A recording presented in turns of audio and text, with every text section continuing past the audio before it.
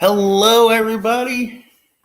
Welcome back to Buckeye Mike. Today we are covering both of the XFL games as I completely want to take advantage, considering we will be dormant for Hangouts for XFL until week 6. So, yeah, let's get it kicking. Today we got St. Louis Battlehawks going up against the San Antonio Brahmas. How's everybody doing today? Everybody ready for this matchup?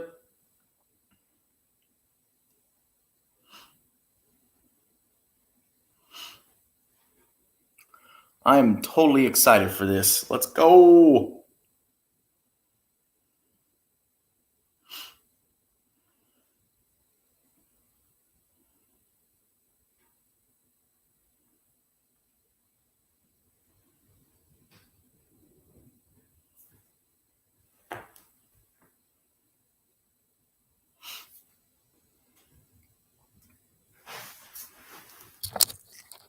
How's everybody doing, huh?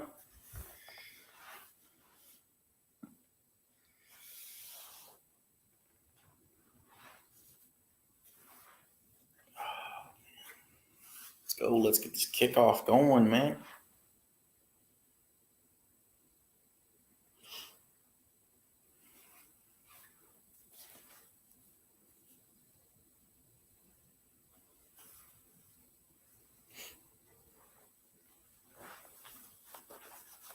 Wow, the crowd looks good, for sure.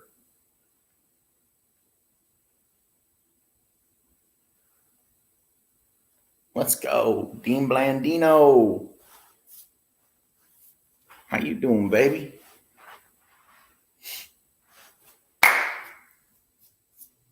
Dean.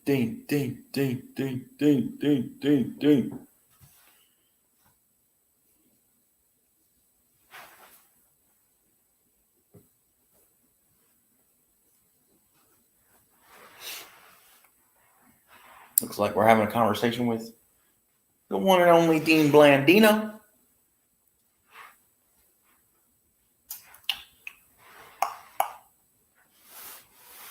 Oh, man. There he is. There's the man, Jack Coan.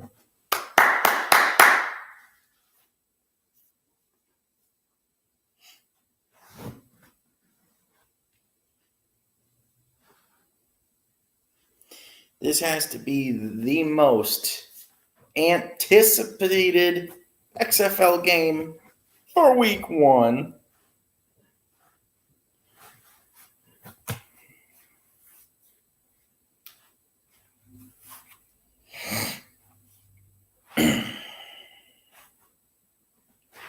Really good crowd on deck. Really good crowd. And the kickoff is away. Takes it from the 14. Bounces to the outside. Aw, dang. They closed the gap quick on him. And here comes Mr. AJ McCarron. 3-time BCS national champion at Alabama. 2013 All-American. 2-time All-SEC. 7 seasons on NFL rosters. And he started in the 2015 AFC wildcard game for the Bungles. Let's go, baby.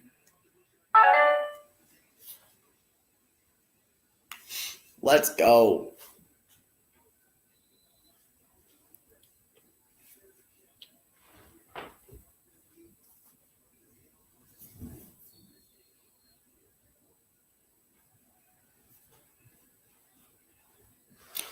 McCarron under center, 1st and 10 from the 30-yard line. Man comes in motion, fake the handoff. McCarron looking deep. Oh, check down. It's a first down for the check down, baby. That should be a first down to the running back.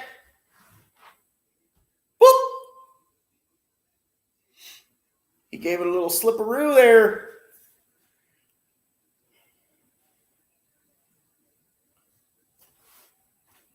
Yes, first down. McCarron under center. This is perfect. This is exactly how you wanted to start the game. First and 10 from the 41-yard line. They've got to get to the San Antonio 49-yard line for a first down. Handoff, trying to bounce to the outside. It gets nowhere. I have a feeling that the run games for week 1 are going to be iffy.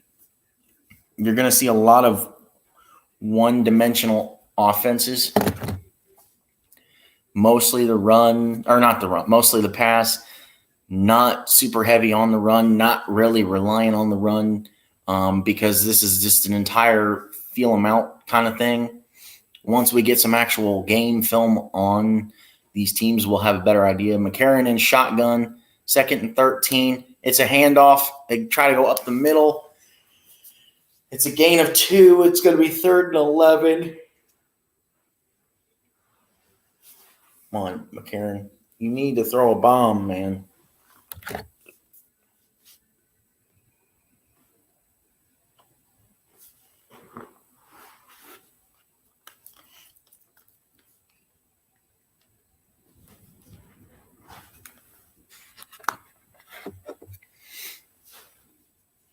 Shotgun, trips left. McCarron in shotgun. Running back moves out to the right. Oh, it's a dump pass for a first down. That's a first down. Yeah. There's a freaking flag, man. Come on.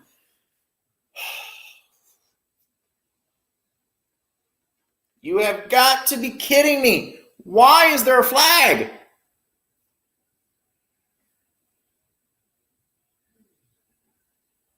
Holding on the offense. Come on. Dude, let him play. Jeez.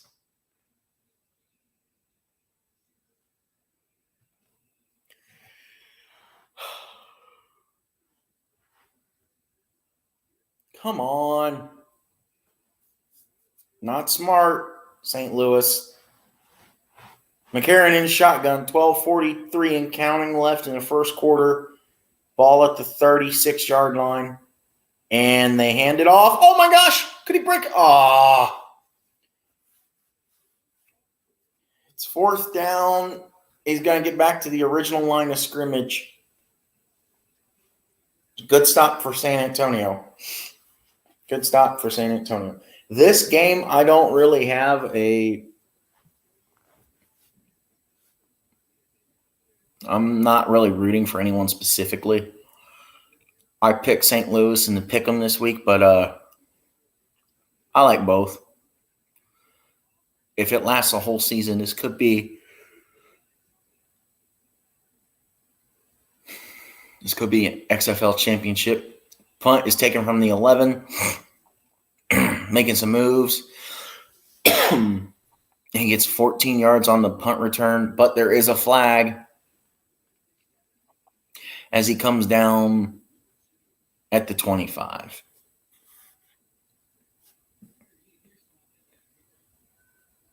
What's the call?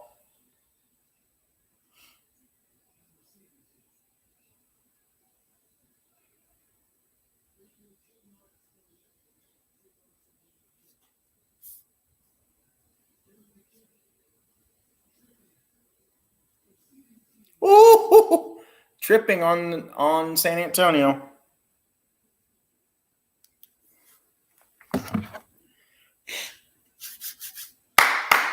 Let's go, baby. All right. Jack Coan, Brahmas QB, played at Wisconsin from 17 to 20 and Notre Dame in 21. 23-8 career record as a starter in college. 21 at Notre Dame. They went 11-2, made a Fiesta Bowl appearance. Should have won that game. In his NCAA career, he's got 48 touchdowns to 5 or 15 interceptions. I didn't read the graphic quick enough. San Antonio starts with the ball under center at the 5-yard line. It's a handoff. It looks like they're just trying to get some yards here to be somewhat productive. So far, so good.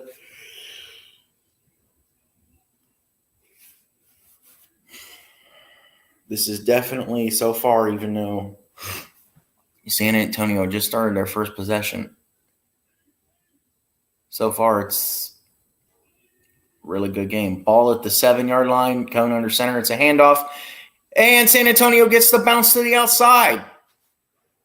That's a first down, baby. Woo! First down. I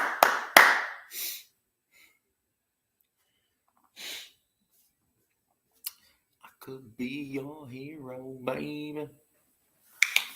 I could wash away the sun. All right. Let's go.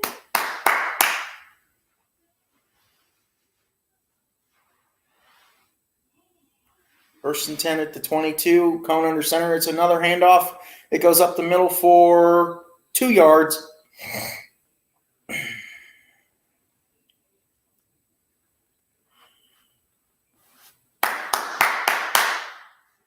Let's go, baby. Come on, St. Louis defense. Anthony Betch, Battlehawks head coach.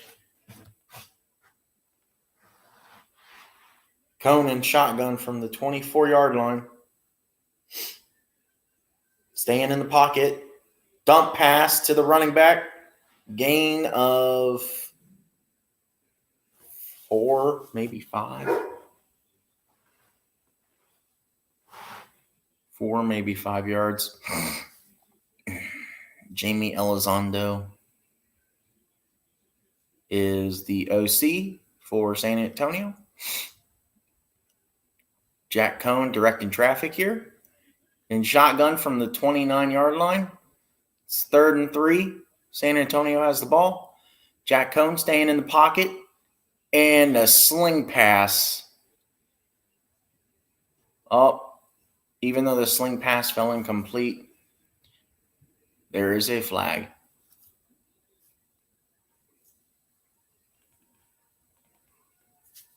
Oh, we got a player down for San Antonio.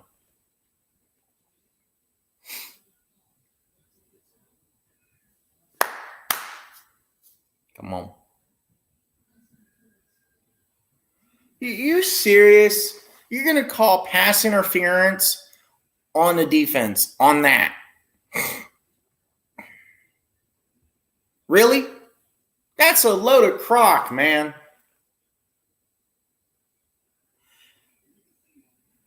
I still don't like it, but I guess it's the right call. I still don't like the call, though. Come on, let's go. Norman Price went to Southern Miss, hometown, Vicksburg, Mississippi.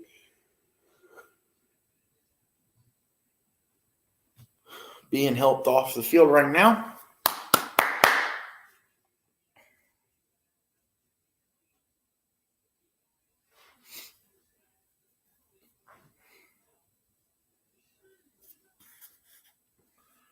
Let's go.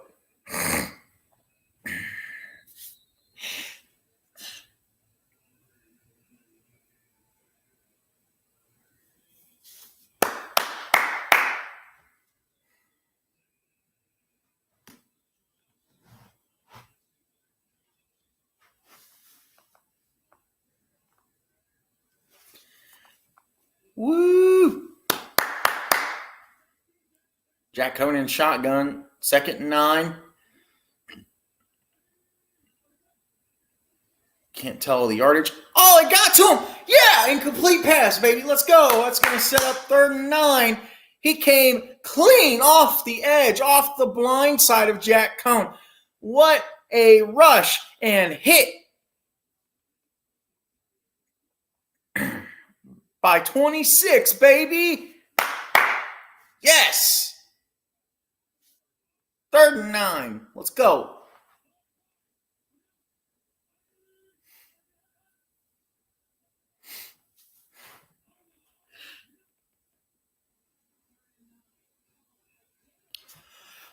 Intercepted! Interception!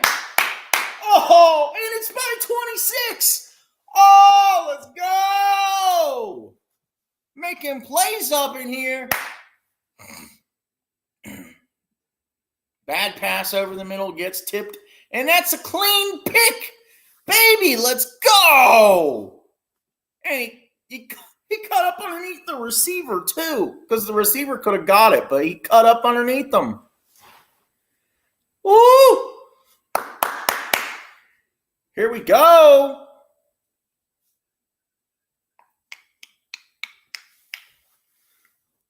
All right, McCarron. Let's put some points on the board, baby. Commercial break.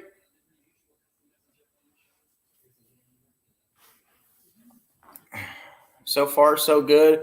I like what we're seeing. Jack Coan needs to realize not to throw the ball over the middle. Otherwise, what happens is going to happen. Also, Jack, you've got to bring the ball down so you can have better placement for the ball. You know this. It is what it is, baby. Good drive. Ended bad for you. I like it. We've got some good play call. Hines Ward seems like he's getting the grasp and hang of head coach and kind of knows. It seems like he knows what he's doing, so I'll take it, baby. The Battlehawks' first drive was good, too. The thing that held them back, obviously, was penalties. Because they picked up the first down on that third down. But then, during the play, the moron that was creating the gap so the guy could get the edge freaking held the San Antonio Brahma guy. And you don't want to do that, especially if the play is going to turn out like it did. That's positive yardage that you're losing. So,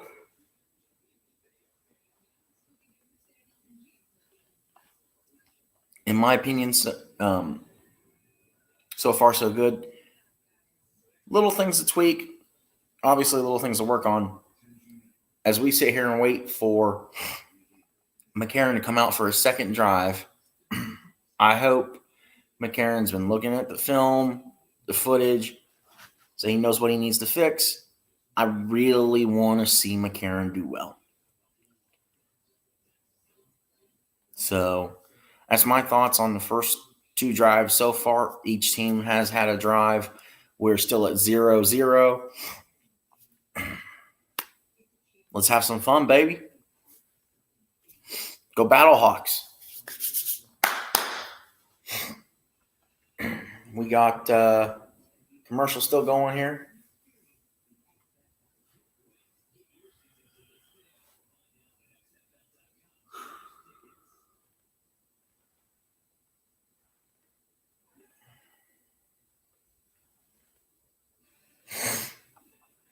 All right, as we're coming back from commercial here, nice little graphics with team logos and logos on the football. Nice. And we got the Rock footage from being here.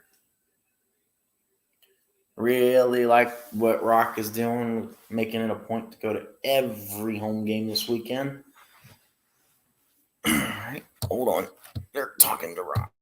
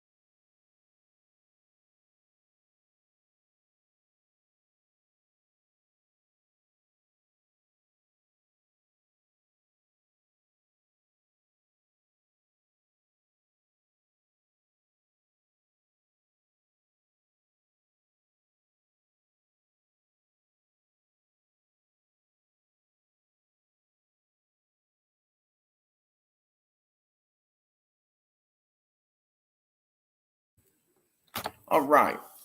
Sorry about that. I just wanted to hear what they were saying.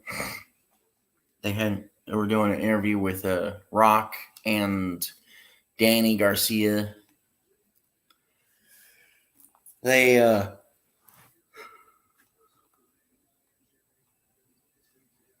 were talking about the announcement of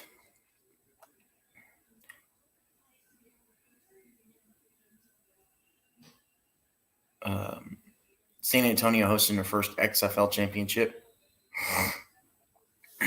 And so on first down, McCarron completed a pass for, I think it was 6. And then they ran the ball up the middle for 2. So it should be about it's 3rd and 1. Okay.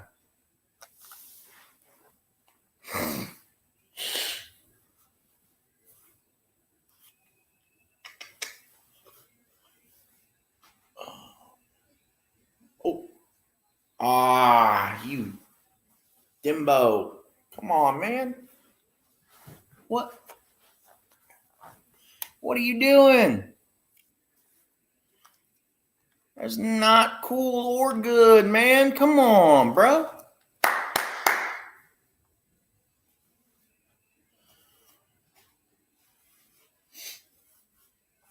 All right, they're in San Antonio territory, so they're going to go for it on 4th and 1. That was a bad 3rd down call. Under center here. AJ, come on. You've got to bring the ball down and closer to your receiver. What are you doing? AJ, come on. You're better than that, McCarron. You just gave prime field position to San Antonio now. What are you doing?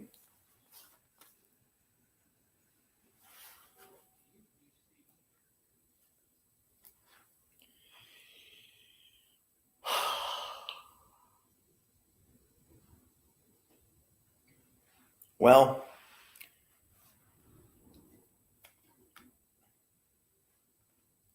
that was probably one of the worst drives I've seen all weekend. Definitely not the kind of drive that St. Louis really needed. We needed a drive to put points on the board, even if it was 3 points. But it's turning out the way I expected. We're looking at a stalemate here.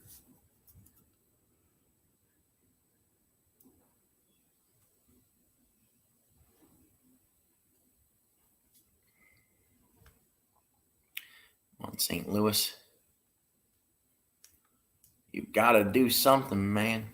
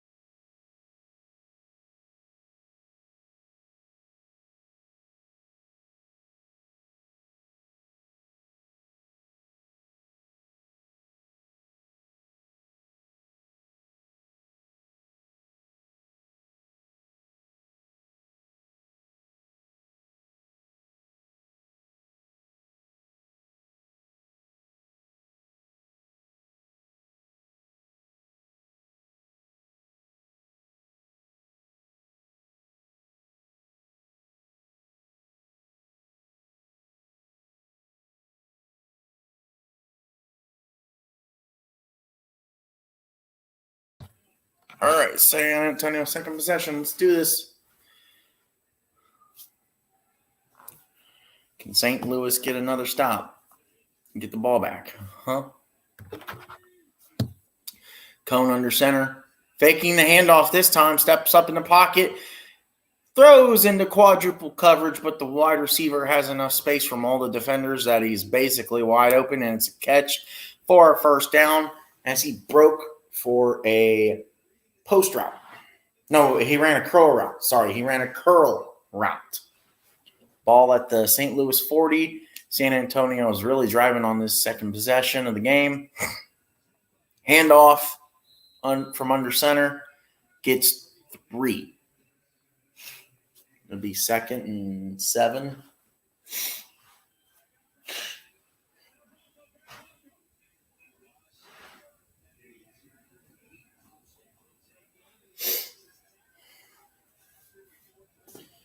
Yep. 2nd and 7. Coan under center again. Pitch. Can't get to the outside. Gets 1. Can't get to the outside. 3rd and 6 because he gets 1 yard on 2nd and 7. Let's go.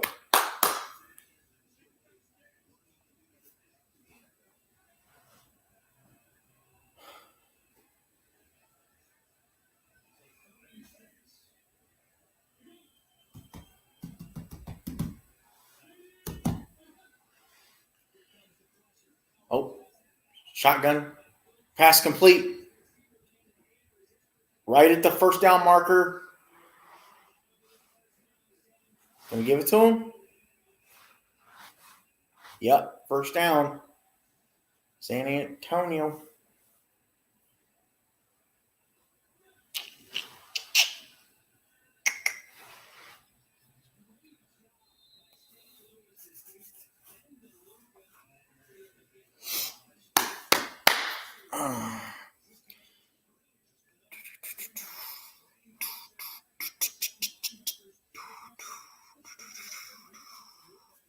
Let's go.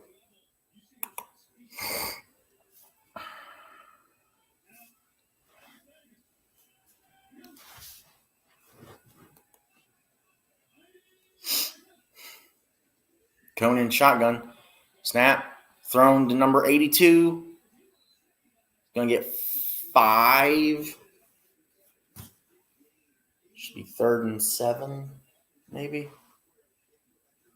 Akers.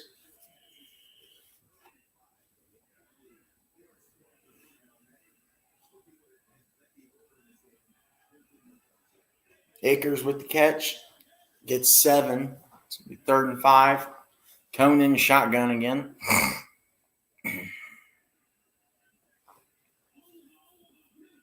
Dual receivers on both sides.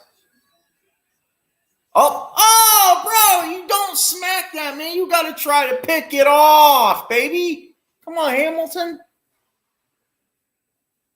Hamilton more or less jumps the route. Why? Because Coan throws the ball a little too high, and he bats it away.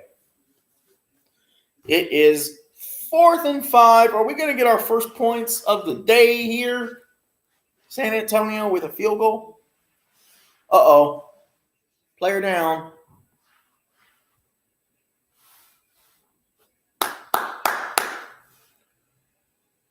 Willie Wright, offensive lineman.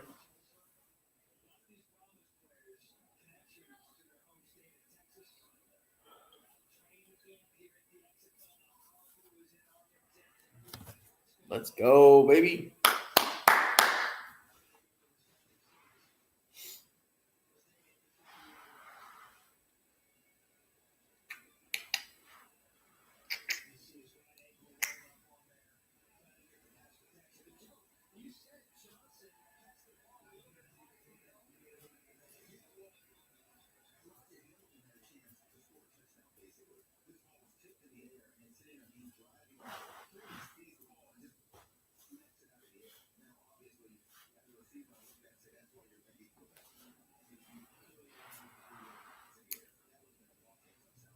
Let's go.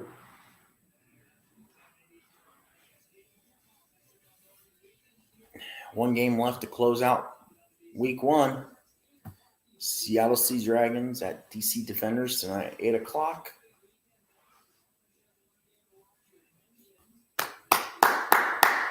Let's go, baby. San Antonio going for a kick here. See what we can get out of this puppy. Out of this puppy. All right. What we got? Come on.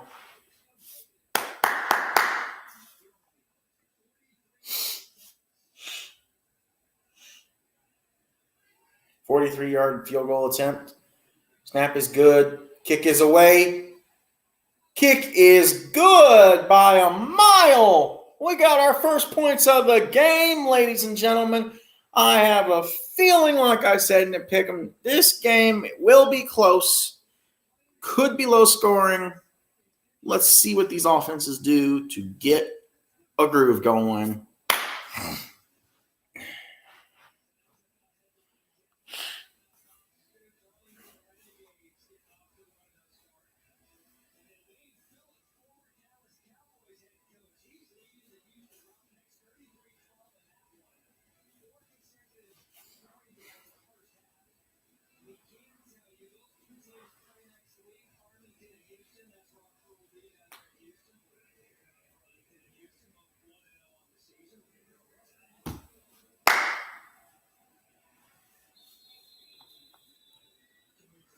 Kickoff.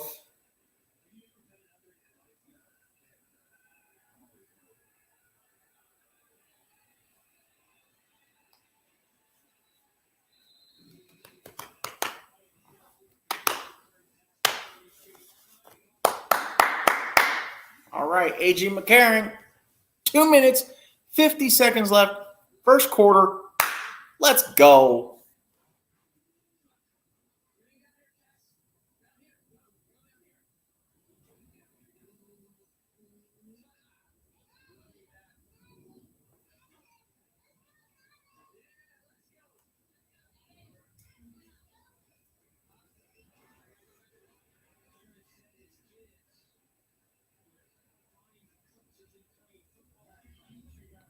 So far, McCarron's 3 of 4 for 24 yards, no touchdowns, no interceptions. It's a good stat line so far. Coming out for his third drive.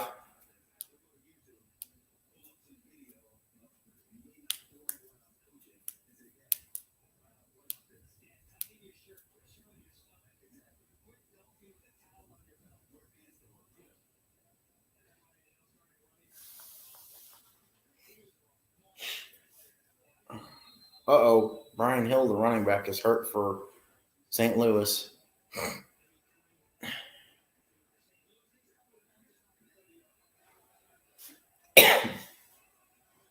McCarron in shotgun from the 31-yard line, 1st and 10. He was trying to throw a quick out.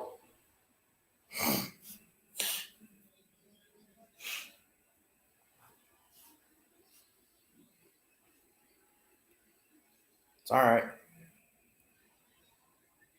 AJ, just take a deep breath. Inhale, exhale, center yourself. You got it, AJ. 2:29 left and counting in the first quarter. McCarron in shotgun, 2nd and 10 from the 31-yard line. Let's go. Oh, pocket collapsing. He moves up the pocket. Go, AJ. All right. Yes. It's going to be like 3rd and 3, baby. Way to take off. Yes, AJ McCarron. There we go, baby. That's what I'm talking about. 2 minutes and counting. 3rd down. St. Louis has the ball. Should be 3rd and about 3. Oh! McCarron in shotgun. 3rd and 3 from the 37.5. Drops back. McCarron, you can't beam that like that, man. Settle down.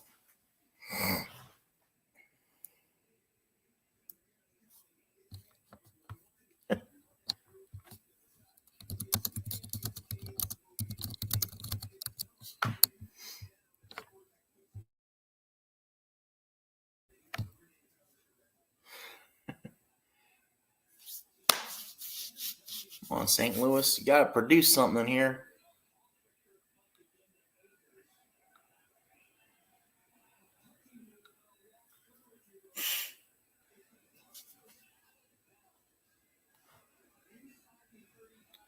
Come on. Punt returned. Just a few yards. There's about a minute left in the first quarter. Let's go.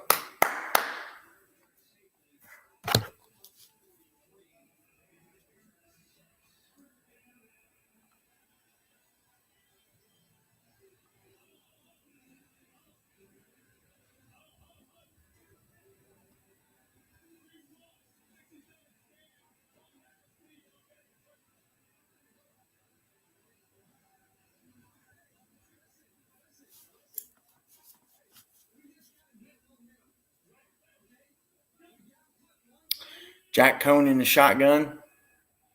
Dropping back. Moving up in the pocket. Dump pass to number 88. Your momentum gets you to about the 30. That's going to give you pickup of 4. Should be 2nd and 6. What is going on with McCarron's hair, man?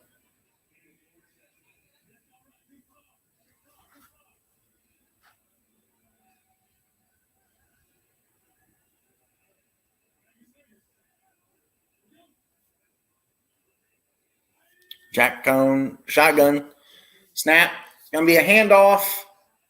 Oh, he's slicing the defense up. Let's go. Come on. I would just let the last 10 seconds run off on its own here. Yep, that's what they're going to do. All right. That's a very hard-fought first quarter here. San Antonio leads St. Louis 3-0.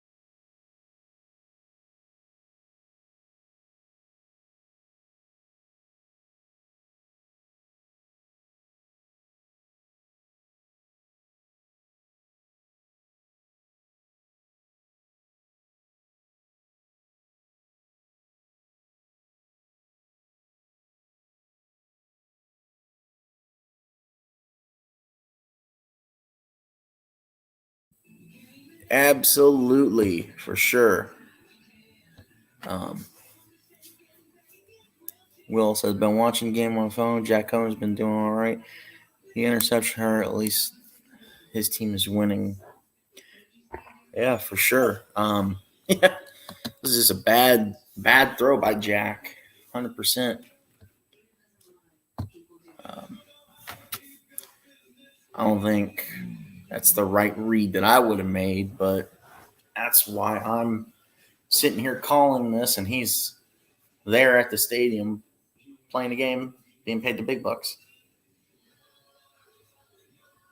Overall, it's been a pretty good game so far. Very defensive, but pretty good.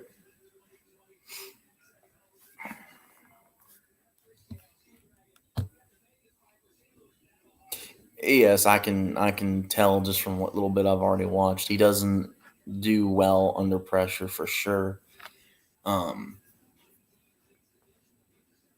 It's like he's not moving up in the pocket the way that he should, or he's not like avoiding things the way that he should. All right, 1st and 10. San Antonio's got the ball. Start the second quarter here at the I can't even tell the yard line because the camera angle. That's not bad. Nice throw, Jack. Complete a pass. Can be 2nd down at 3. All right. I just want to see an overall good game.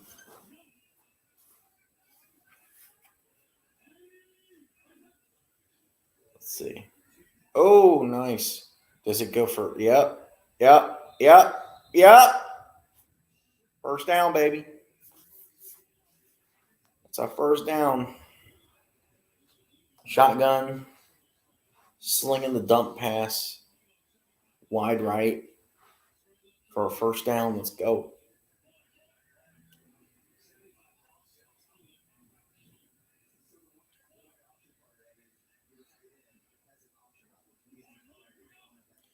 Jack in shotgun. 2 wide receivers right, 2 wide receivers left.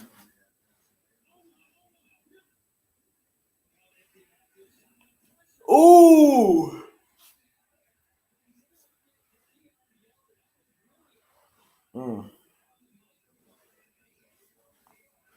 That O-line has got to pick up everybody because the defensive line is coming off of the edge way too easily, way too fast, completely untouched. They're getting to Jack. Luckily, Jack has felt it every time, and he's getting the ball off early before the rush doesn't cause an interception. Shotgun again, 2 wide receivers left or right, and it's a dump pass again to number 82. Let's go. There you're getting chunk yardage. Let's go.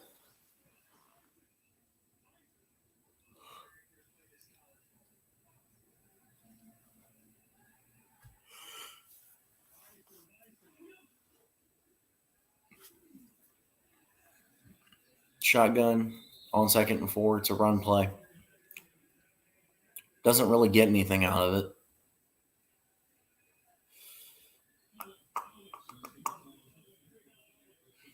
Third down and 1. Got 3 yards. 3 yards. That's good. That camera angle makes it so hard to figure it out. And they go for QB sneak on 3rd and 1. I don't think he got it.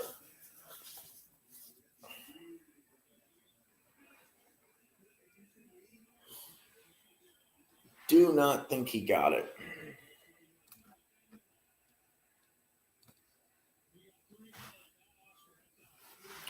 Got 2 first downs for the Battlehawks. 8 first downs for the Brahmas. Let's go.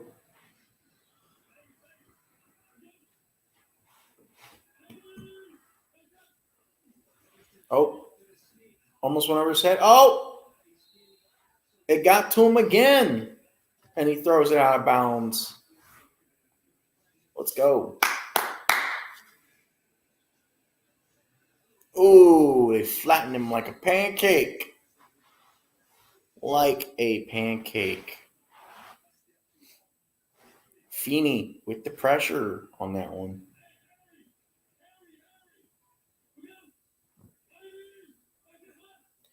Shotgun. 2 wide receivers left, 1 right. Snap. Got to him. Fumble. Go, Feeney. Go, Feeney. Go, go, go, go, go, Feeney. Woo, woo, woo. Jack Coan. Thank you for the turnover.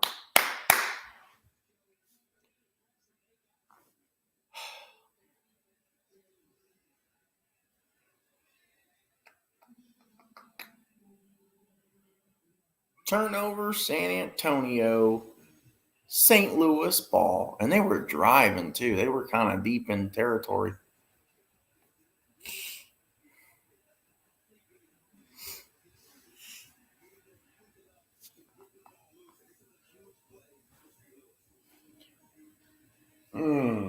Man, I love what I'm seeing. I love to see it.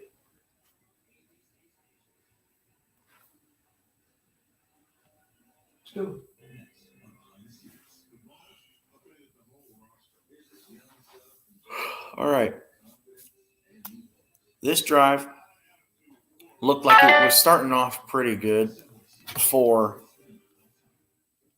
the Brahmas, and they were moving the ball. Finally, they were really starting to click and really move the ball. Finally, they have been moving the ball, honestly, a lot more than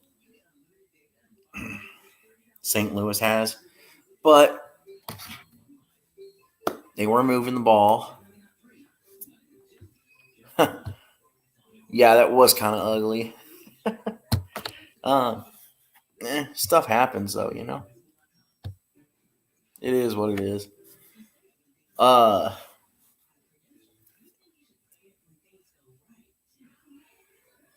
So San Antonio was moving the ball down the field like they more or less have been. They have basically controlled time of possession here. I mean, if you look at every statistic, it favors San Antonio right now. St. Louis, you've got to take advantage of this turnover and score a touchdown or get something on the board.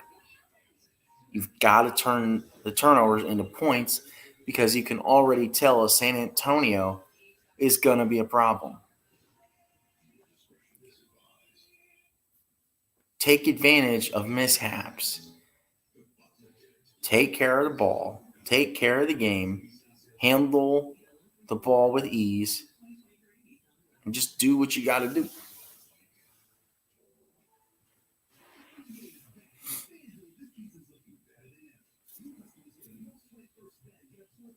What do you guys think so far? It's a really good game, in my opinion.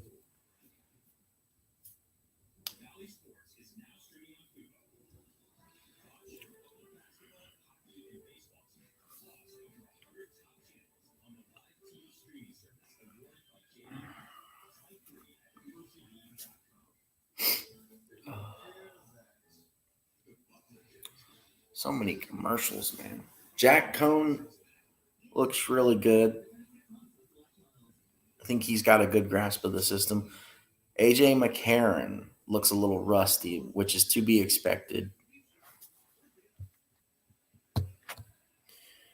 We have AJ McCarron that just handed it off to Eddie Lacy, and Jack Coan handed it off to Jonathan Taylor at Wisconsin and Kyron Williams at Notre Dame, LOL. No wonder the defenses are doing well.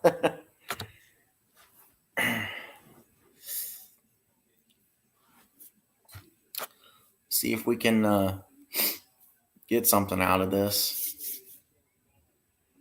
11:06 to go in the second quarter. First and 10 for the 29.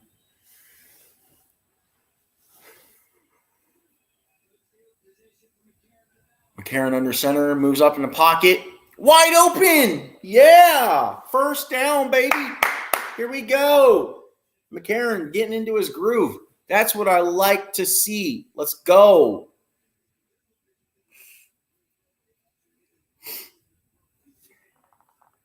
There we go. We're getting a touchdown right here. Touchdown, baby. Touchdown right here.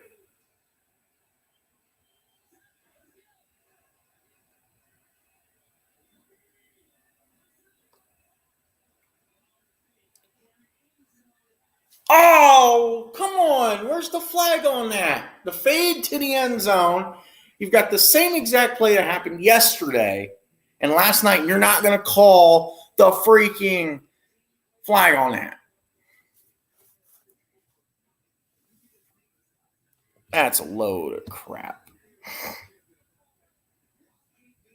The XFL championship game should be called the X Bowl.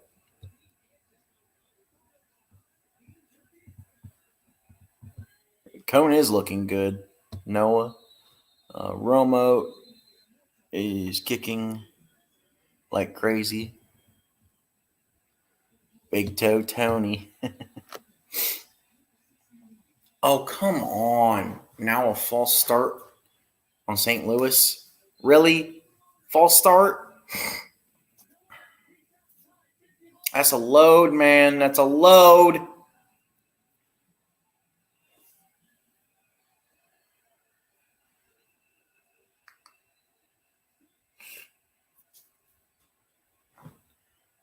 Let's go. AJ drops back in shotgun. Over the middle. Too high. Come on, AJ. You've got to get the ball down. Get it down so you're not floating them over their heads. Come on. What are you doing? I understand that it's been like a decade since you played, but you've got to get the hang time on the ball to come down. Especially when you're inside the red zone. You're at the 13-yard line. Come on, AJ. Get it down.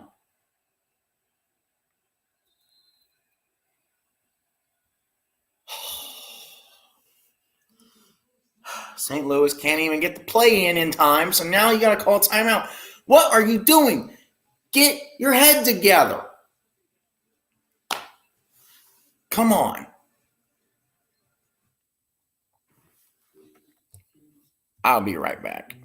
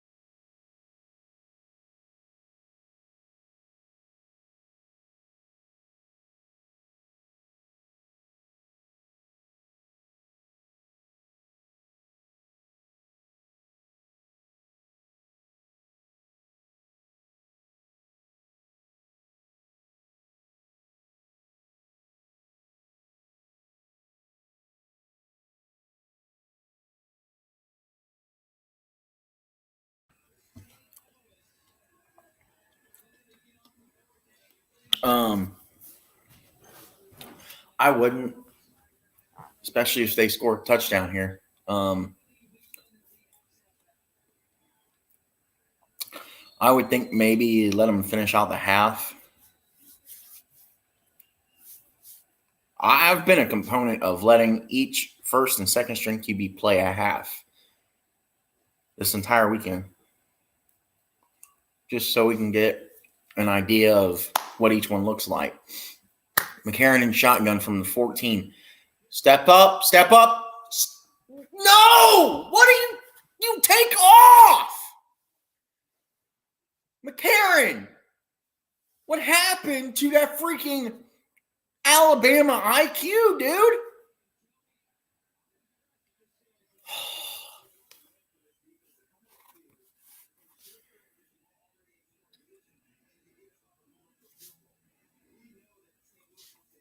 I mean, I know you can't run worth a dang, but you had Green in front of you. What are you doing? What are you doing?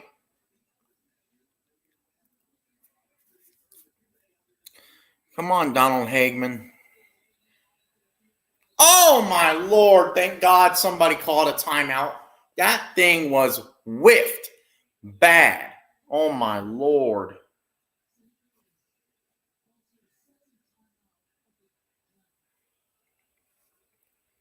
Come on. You got this. Let's go. Come on.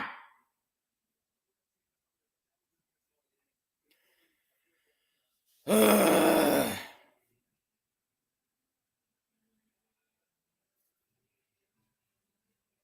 8:06 left in the second quarter.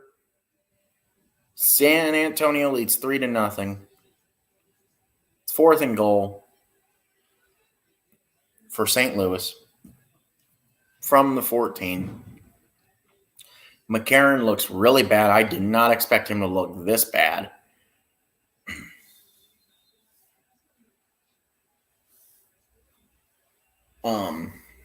Hagman attempting yet again a 32-yard field goal. Oh my gosh, there was a lot under that. Thank God it was good, or thank goodness it was good though. Field goal kick is up and good. It is 3-3 in this major QB battle in week 1.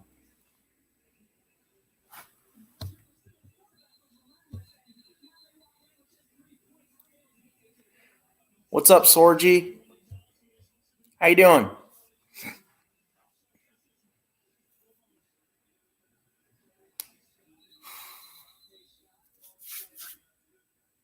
How's your day going, Sorgi?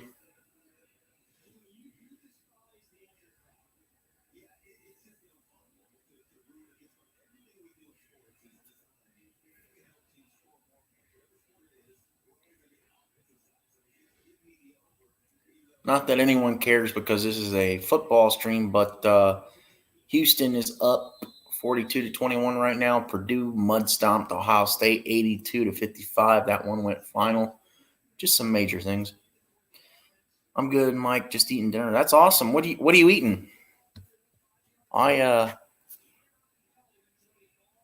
haven't really decided what I'm going to eat yet. Grabbed a cheeseburger from a place in my neighborhood. Awesome, man. Awesome. Cheeseburgers are good. I like cheeseburgers. What do you like on your cheeseburgers? Because as I did state, I believe in the description, we can talk about anything, guys. So just whatever you want to talk about. I know it's a football game, but hey. Jack Coan looks the same as he did at Notre Dame. McCarron looks terrible. Wow, I didn't expect him to look this bad either.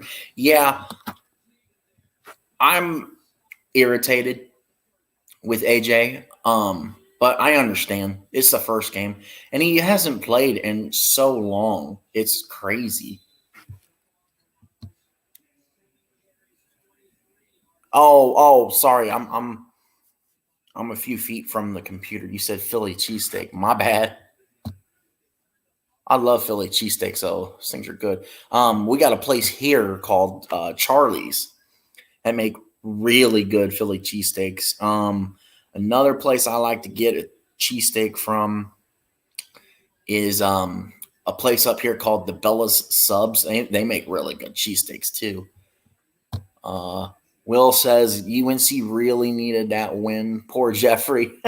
Well, I mean, yeah, poor Jeffrey, but he kind of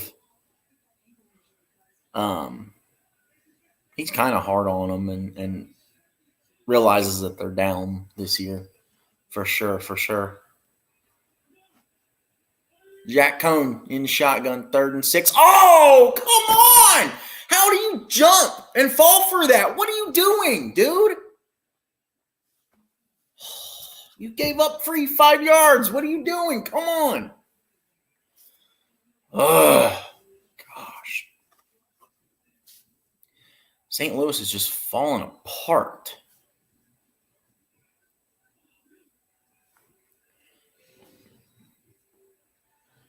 And San Antonio gets a first down.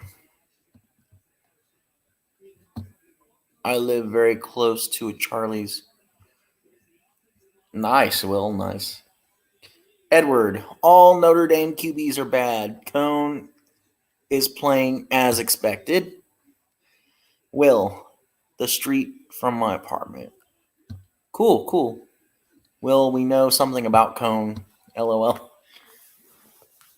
Oh my goodness. Come on, dude. What's up, Edward? How you doing? Come on. At Edward. Yeah, that was the way it was under Kelly. Hopefully it'll turn around with new commits and transfers. Yeah, I agree. Give it some time. I think you guys are still Notre Dame is still right around 8-4, 9-3. You guys did get to 9-4 this year, so you're leaning more, in my opinion, you're leaning more towards 9-3, 10-2 range. If I'm going to be nice, but also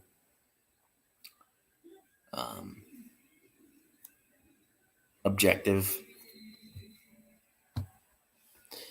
Gotta take advantage of the food here in Philly. Yes, you do. Absolutely, Sorgi. Will, I think it's more about development, though. Yes, yes. I mean, definitely take advantage of Hartman for sure. Jack Coan under center with the handoff. And lost the yardage. Hey, look, the defense showed up for a play. Cool, cool. Yeah, at this point, I think it's just a matter of can Notre Dame take advantage of 1 year with Hartman to develop the guy that's going to play for them next year? Hey, I did say, like I said, you did get to 9-4, so I'm leaning more towards 9-3, 10-2. As long as one loss comes against Ohio State, I don't care how you guys finish, really.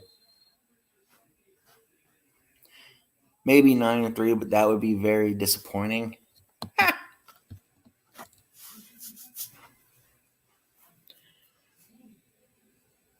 Well, I mean, you say that. You say that, but Jeffrey does make the point that, you know,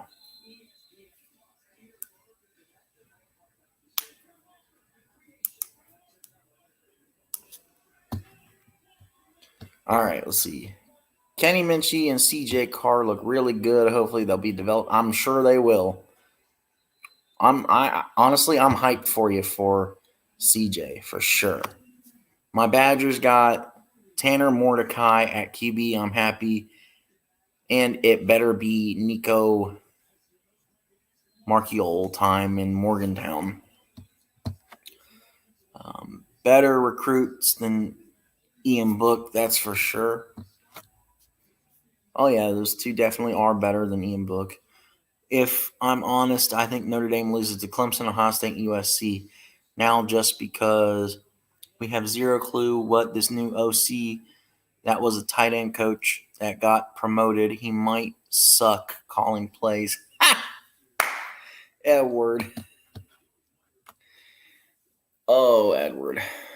All right. 3:24 left, first half. Tied at 3. 3rd and 28 for San Antonio. Looks like things are falling apart a little bit here. Yes, Edward, I completely agree with you. Dump pass. Oh, man, he got smashed in the back. Absolutely smashed.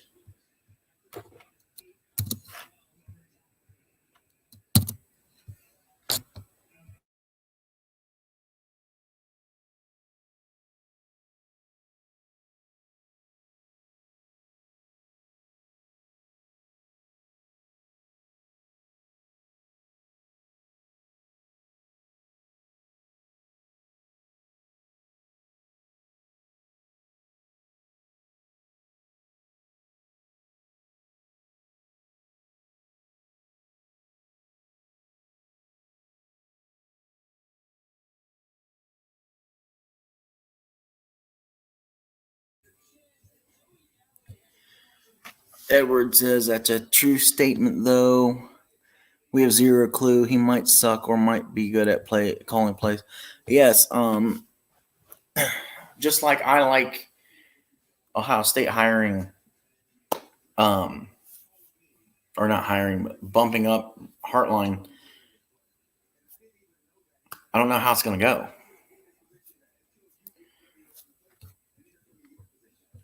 Will says that, Edward.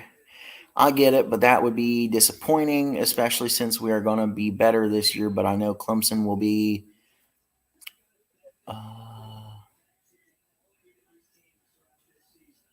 Will be better. Caleb Williams is back. Hopefully, we can keep up with them. And we don't know how the Buckeyes will do with new quarterback. Better watch it. I'm kidding. I'm kidding. Currently deleting all my Super Bowl banners, replacing them with NBA All-Star banners on StreamYard. Seeing the score makes me sad. Why does it make you sad, Sorgi?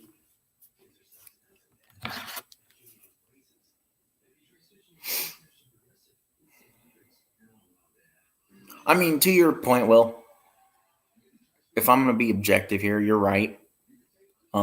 New quarterback.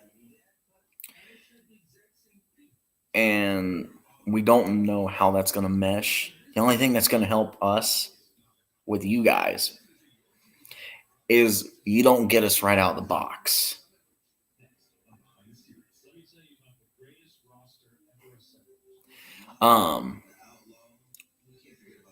We don't get you guys right out of the box. So that's an advantage for us and a disadvantage because we're going to give you tape by not having to play you first.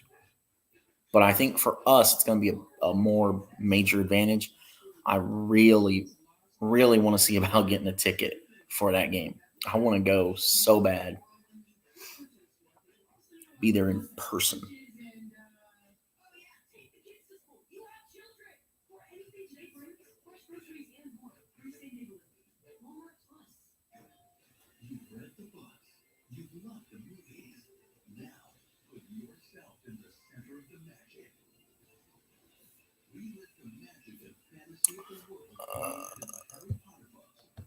Sorgi says, because my guys lost Mike, but always go Birds. I'm sorry that your team lost, but you know how the old saying goes, there's always a winner and there's always a loser. Unless you're the NFL, because you have this stupid rule set up for overtime. There's always a winner, there's always a loser. Somebody's got to lose.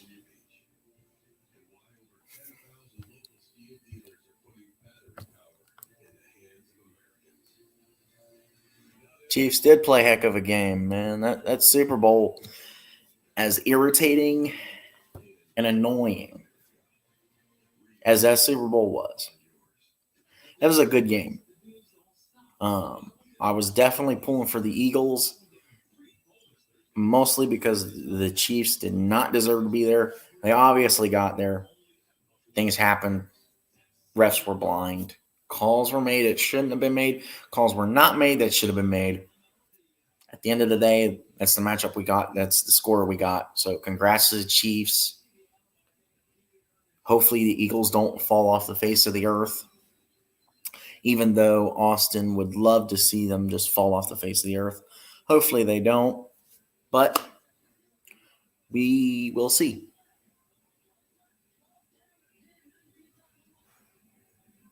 All right. The 2:02 left in the second quarter here. Battlehawks got the ball back. McCarron under center, snap, handoff, and it gets blown up behind the line of scrimmage. They lose 2 yards. What is going on with this play call, Coach? Come on, Beck. You're better than me. I thought you were better than this. What is with this freaking play call? This is stupid. It's a bad play call. Come on.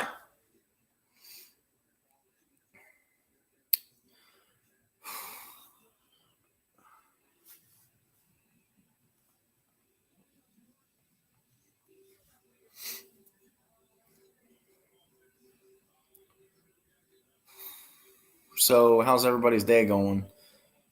We had some pretty interesting games yesterday, didn't we? Those were pretty good games. I think the first game was definitely better than the second game yesterday, for sure.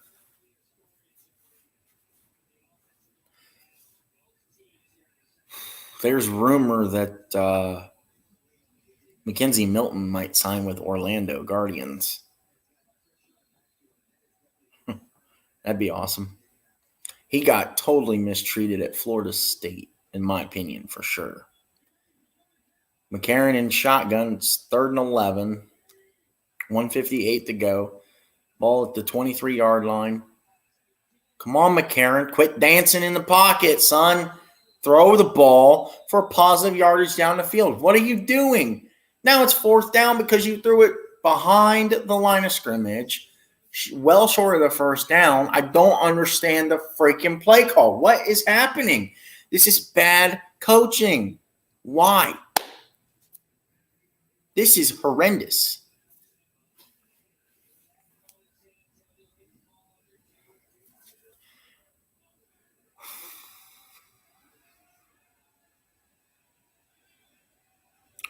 There's 3 people in here. I assume it's still Sorgi that's in here. I assume Will is still in here. Oh my goodness. They got like 15 yards on the punt return. Gosh. St. Louis just looks bad all around, man.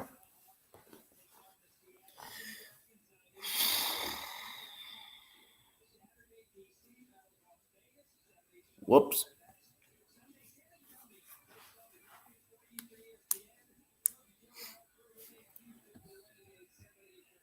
Be right back.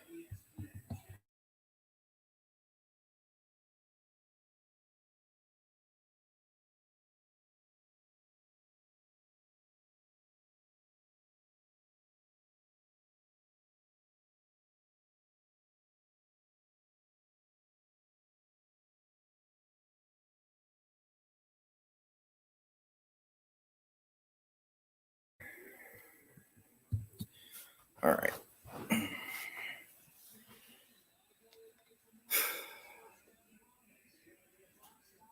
Come on, man. You too, Sorgi.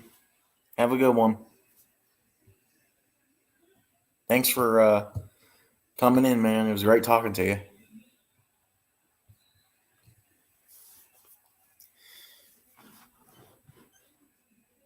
Oh my goodness, they're driving the ball big time.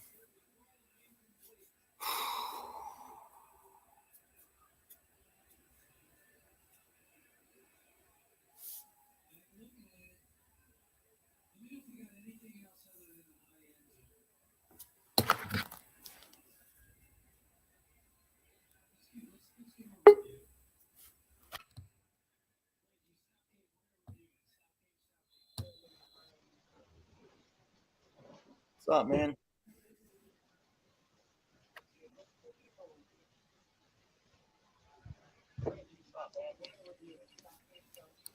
What's up? Oh, we're just sitting here more or less wasting time, calling a game. It's wasting time.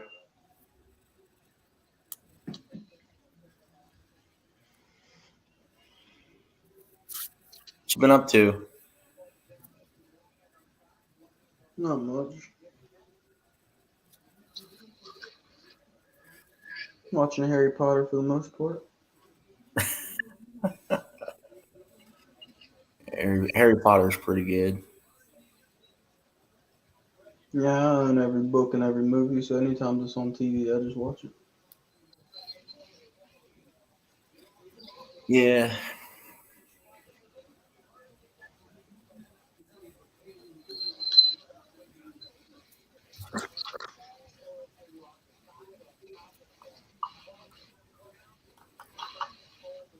Seems like some of these XFL games are awful. Oh my gosh, man. The Game last night was pretty bad. Opening game wasn't too bad, I thought. I mean, I guess Arlington coming back yesterday kind of saved it because it was getting out of hand. But then whatever happened to Luis Perez at halftime just completely turned him off.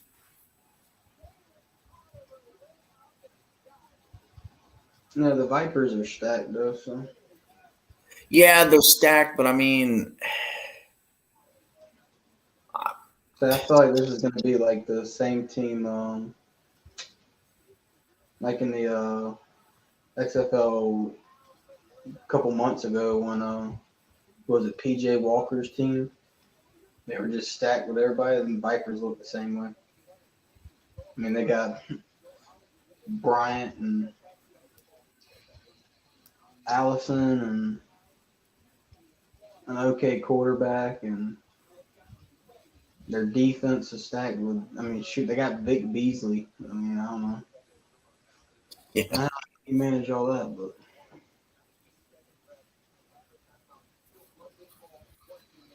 Yeah, I mean, I don't know. Have to wait and see what DC looks like tonight because at this rate, I don't even know who's coming out of the freaking North. well, we still got to see Seattle play, don't we? Yeah. Seattle plays DC later.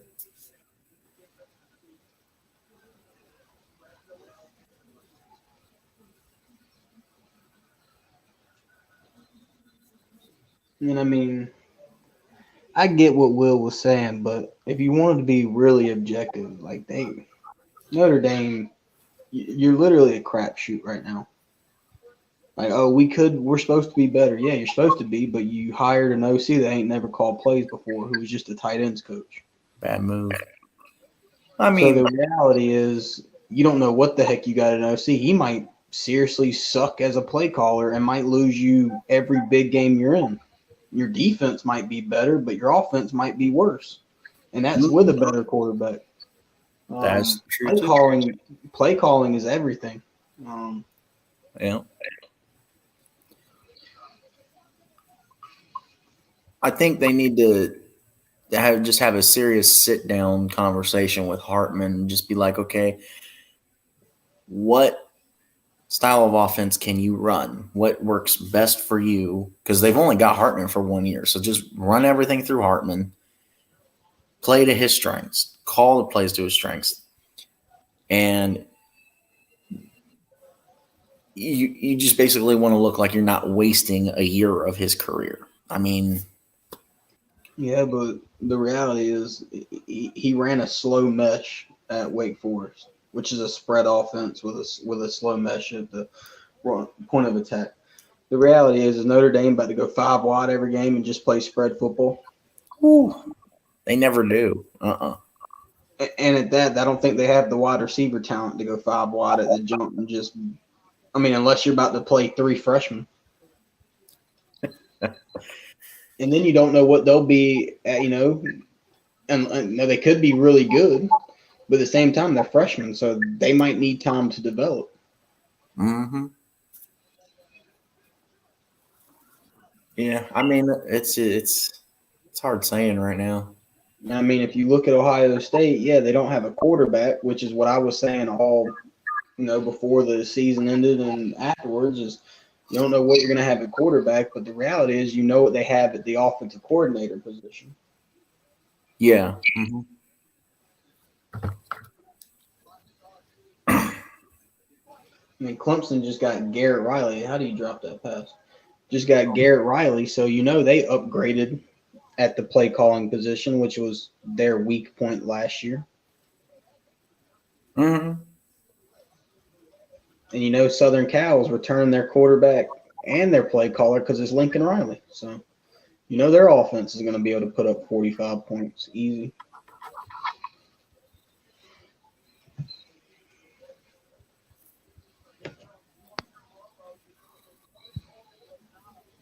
Hey, look, it's Tony's cousin.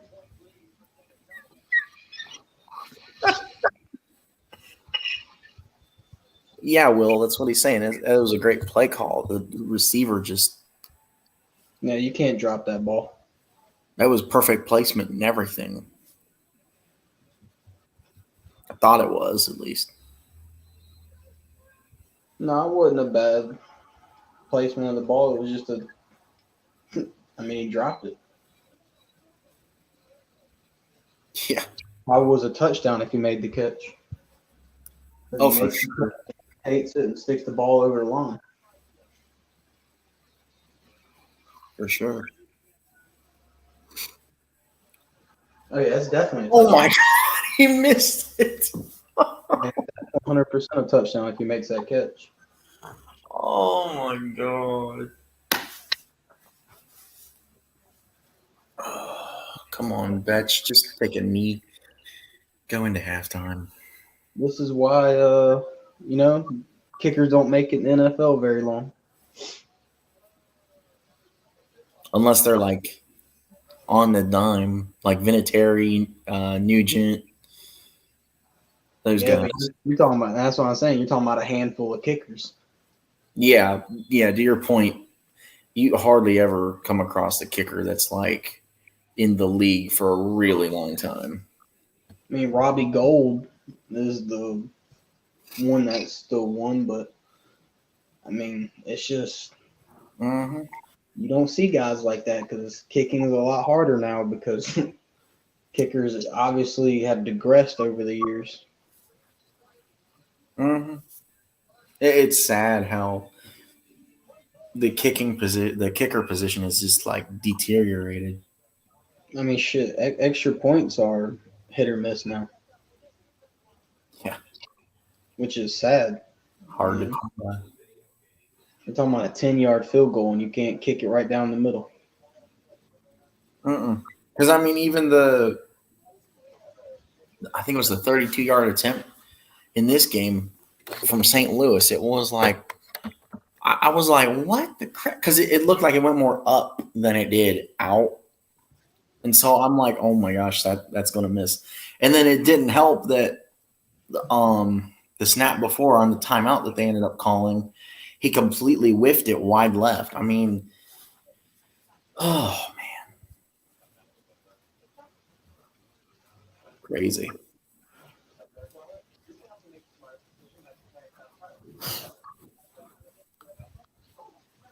I mean, it's not the game that we expected it to be, but still a good game for sure.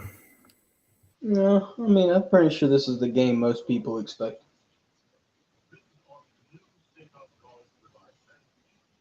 You're talking about people that couldn't make it in the NFL, and a lot of these players haven't played real football in a long time. So I mean, you're looking at exactly what you're getting. I mean, these people ain't practiced for 3 months; they practiced for like a month. So you're looking at a team that has no cohesion, offenses that have no cohesion. You're looking at a lot of old timey coaches, first time coaches, offensive coordinators that weren't really good in college or not really great at the NFL level. When you're getting a product that you see, defenses are going to be better than offenses, and that's what it is.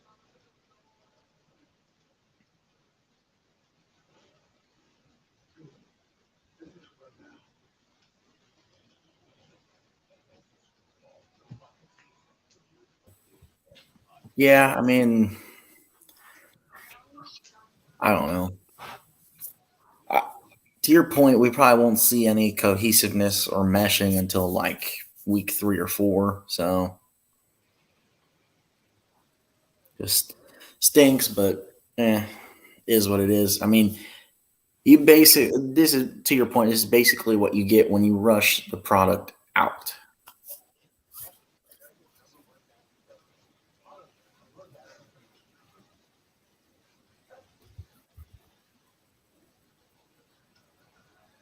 It's funny to me that a lot of people say that this alt football stuff doesn't last, or won't last. But it's like you find the right crowd, you'll get enough people.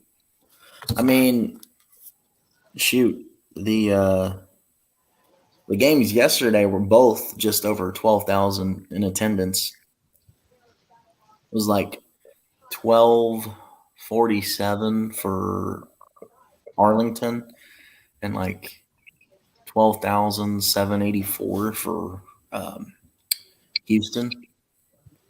Yeah, So but you can have a crowd. The crowd's gonna leave if the product's not good. And people aren't just gonna pay money to go to a football game and the product be crappy. So the reality is you got to put a product on the field that people will, enjoy watching. yeah, which is why I can kind of see attendance kind of flux until a roller coaster until you get the meshing and the cohesiveness and the offense is looking. Because I mean, this game especially, the defenses look great so far. And I then wouldn't say great, but I mean for the talent that you have on the rosters, they do look great.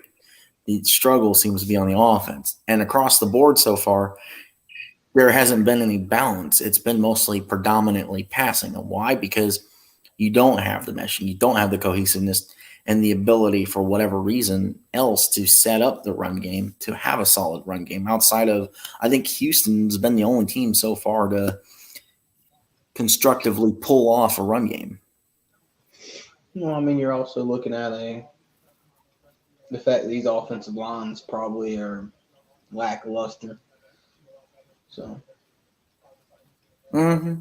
running the ball is very much predicated or relies on a good offensive line. You can't run the ball without a good offensive line. So. Yeah.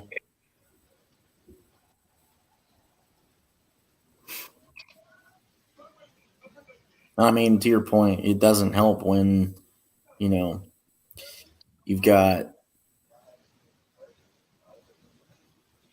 B-rated players everywhere. I mean,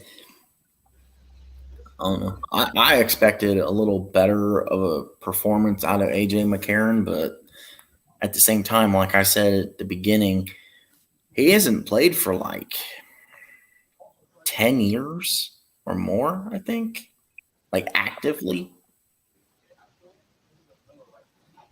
Oh no, I think it's been like 4 years or something like that. He was the backup quarterback not too long ago. Actually, yes, that makes sense. For somewhere in between 4 and 5, because it was 10 years ago. He did win the championship with Bama, so. I mean, and then let's just say the NFL supports this. What happens when these wide receivers start playing well? And They're gonna get plucked. the main one is what happens when Martavis Bryant shows that he can still run. Because he got kicked out of the league because he couldn't stop smoking weed because he was depressed all the time. Ah, He got, he was homesick and then no one would help him and then it was just a downward spiral. So he got caught smoking weed 3 times and got kicked out the league. But what happens when the league goes, wow, this dude is still extremely fast and we could use him? And they start plucking talent from this. How fast can you fill it with other talent? Yeah, I mean, that's why, USFL has the college draft on Tuesday. And it's basically like, okay, let's say somebody drafts Bryce Young. Well, they're going to have to fight for the player rights, the naming rights to Bryce. And I don't see that's where like it's more likely to see like Stetson if because the rumor is now that he's been arrested, he might come back to Georgia. And the whole freaking hype is, oh, if he comes back to Georgia, we're going to three-peat. And it's going to come down to that. I mean, if he goes back to Georgia, okay, they're probably going to win it again. They'd be the odds-on favorite automatically. If he doesn't go back, you're looking at somebody like him and Max Duggan being drafted by the USFL. Why? Because they're not having to sit through the practice squad piece of being on an NFL roster, making obviously not the exact same that you would in the NFL, but you're still making a decent chunk of a paycheck being on the USFL squad where you have the opportunity and the chance and ability to eventually get to the NFL.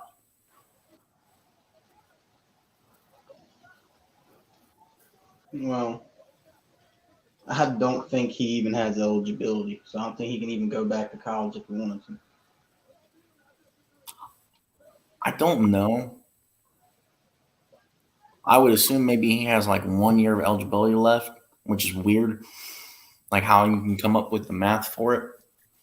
But I mean, if the reports say he's debating whether to come back or not, he's probably got like 1 year or something.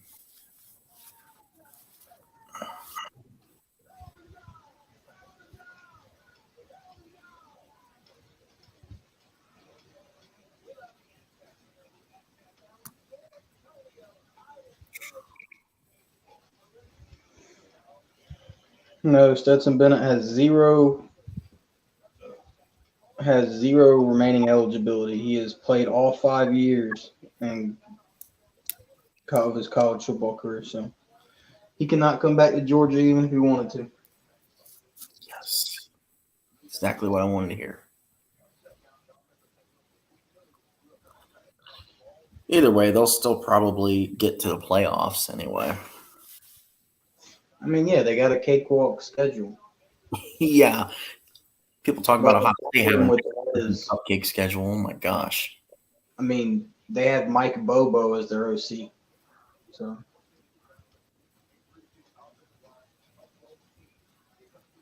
they'll make it, and then they'll lose to somebody because Mike Bobo's dog crap. Mm-hmm. I mean, this is the same offensive coordinator that told Deshaun Watson that he will not play Division I football. He will never be good enough to play for the University of Georgia, and he will never win a national championship. He told him that. He even tweeted that out that when he was in high school. Mike Bobo just told me that I'll never be able to play for Georgia. Well, guess what? That dude went on to win a national championship and be really good in the pros. So. Mm-hmm. But Georgia thinks they can just stick anybody in there and have success. Todd Monken was the reason why they were successful. I know everyone wants to think it's talent, but you can get all the talent in the world and still not win games because your play calling is dog crap. Oh, yeah, for sure. Which is why I think Bama's going to be in a world of trouble. Yeah, they don't have a real productive quarterback, in my opinion. I'm sure, they could still get back to the SEC championship, but I don't really see much positive production. We don't know how well the quarterbacks that they have know the playbook. We don't know the cohesiveness that they have with the team or the mesh that they have with the team. We don't know how good or reliable they are. I mean, there's so many question marks with Bama, but Nick Saban has a lot of times been known to pull a rabbit out of his butt and make something useful out of it. So we'll just have to see. Yeah, but a lot of those rabbits out of his butt, if you want to get real, was an onside kick in the championship game, which won them a championship. And then you're also talking about an offense that was, hey, let's run the ball for 400 yards a game, keep the ball out of the opponent's hands, and we'll play great defense. I don't think that's possible anymore. I think what people think, I hate to tell Michigan fans, like, oh, man, y'all play in a conference that does the same thing you do. Why do you think y'all have a hard time playing Ohio State? Oh, but we didn't this year. That's because Ohio State's defense is faulty. If that defense was better, y'all would not be able to stand up to it. Y'all haven't been able to for a while because, one, you don't have the cornerbacks to run with 5 wide receivers like Ohio State can put on the field, which is what makes Ohio State so deadly, is their wide receiver recruiting. They also, y'all run a game of 4 to 5 wide receivers spread. Y'all have some decent running backs that extremely underproductive. Were extremely not productive at all last year. I don't care what anybody can tell me, they weren't. That's why y'all averaged like 80 yards rushing a game, which was like almost 100 and something in the country. Oh man, that's good. No, it's not. I hate to tell Ohio State fans it's not good. Nope, it's dog wash, man. I mean, you play in a conference where everyone runs the ball. Mm-hmm. I mean, I don't care what team you bring up. Outside of Ohio State, they all run the football. Yep. Wisconsin's always been run heavy. Penn State, I think, has started to become more balanced. But are usually run. They were with Saquon Barkley, definitely run heavy for sure. To that point is they try to get pass heavy, and then what always happened when they got pass heavy? Clifford threw picks. Yeah, and it's a good thing you brought him up because, there's like four guys right now at quarterback that are projected to go USFL. And I looked at those names and I'm like, some of them, I'm like, holy crap, why? Like, okay, Stetson's one, like we said. Max is another, like we said. Clifford's one. And the one that really shocked me the most was DTR was on the list of projected to be in the USFL. I mean, it doesn't surprise me at all. You're looking at a quarterback who had problems not turning the ball over. Even though he was extremely, nothing against the Pac-12, but, oh, man, we got DTR, and DTR was known as a super athletic quarterback. But the flip side of that is he fumbled. He threw picks often. He was very turnover prone. He And was good in his little shining moments, but he was very turnover prone. And see, I hate this narrative too is, oh, man, we got great offenses, so we can't have good defenses.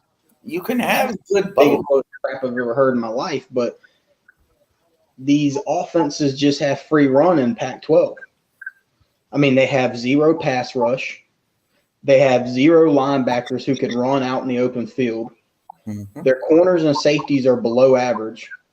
Hence why there's going to be one corner probably drafted out of the pack this year in the top 3 or 4 rounds, and that's going to be Christian Gonzalez out of Oregon. You're not going to see any safeties come off the board from there.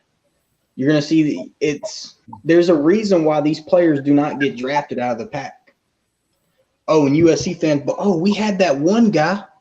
You had that one guy. That's right. You had one defensive end that could do something. What about the other fucking 3 dudes that were on the field with him? They were unproductive. Hence why Utah ran the ball down your throat. Hence why Tajay Sharp from Tulane ran the ball down your throat. I loved watching that. That was chef's kiss. Perfect. But, we got a defense. No, y'all don't, bro. There's not a single team out west that has a defense. Oregon has abilities.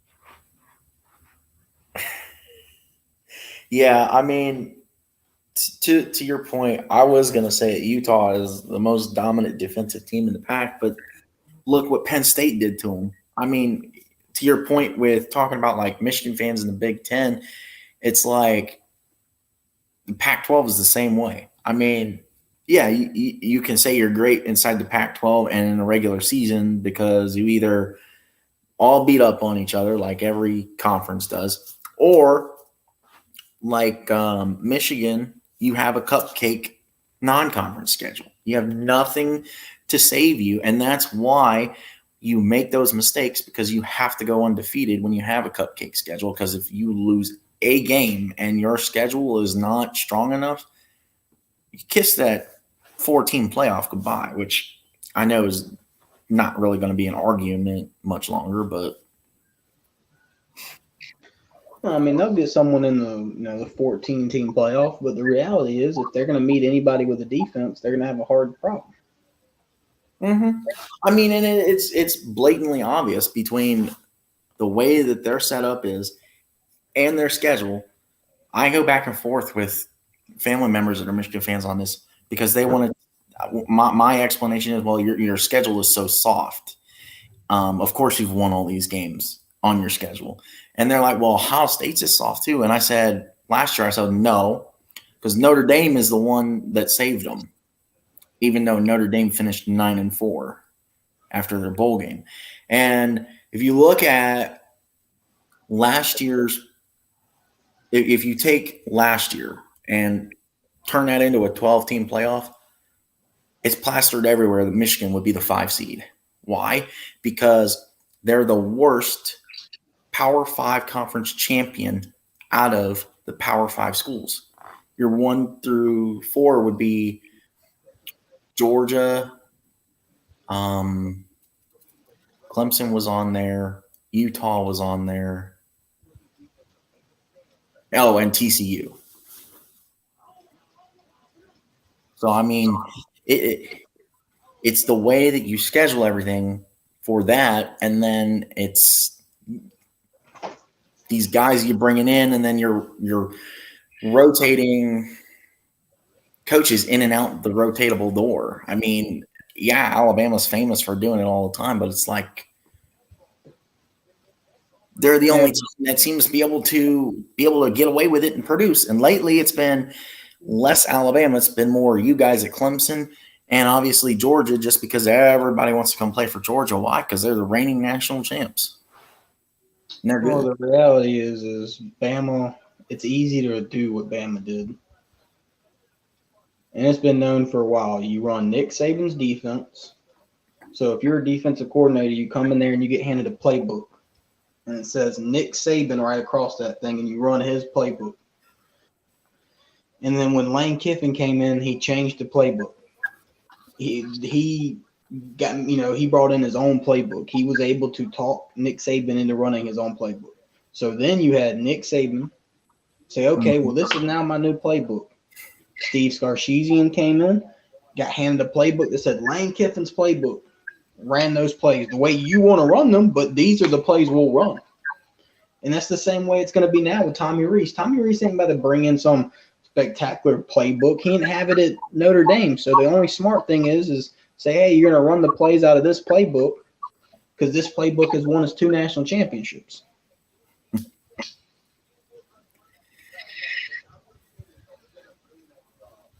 Yeah, I mean, to Will's point and credit, Tommy Rees did develop Ian Book, and Ian Book is a halfway decent quarterback. So, I mean, if Tommy Rees developed Ian Book into what he blossomed to, I mean, Tommy Rees could make a little magic. I don't see him making a complete, national championship magic with the garbage that Alabama has, but can't remember. Didn't Ian Book make it to an ACC championship game and get thrashed 30-3? Didn't Ian Book make it to a playoff game and got thrashed? Mm-hmm. Oh, yeah, that's a good quarterback right there. I mean, other than outside of playing you guys, he was pretty good. You guys had his number. I mean, we were the hardest competition he played. Yeah, that's true. Southern Cal was down those years.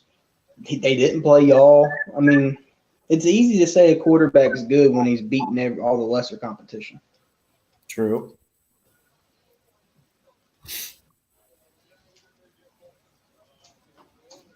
Wow, Jack Coan drove him down the field, and they ended up with a field goal. Yeah, he made a couple good throws that drive and a good run, but yeah, I looked up and I saw him make that breakaway run in the red zone. I was like, holy cow, Jack is running?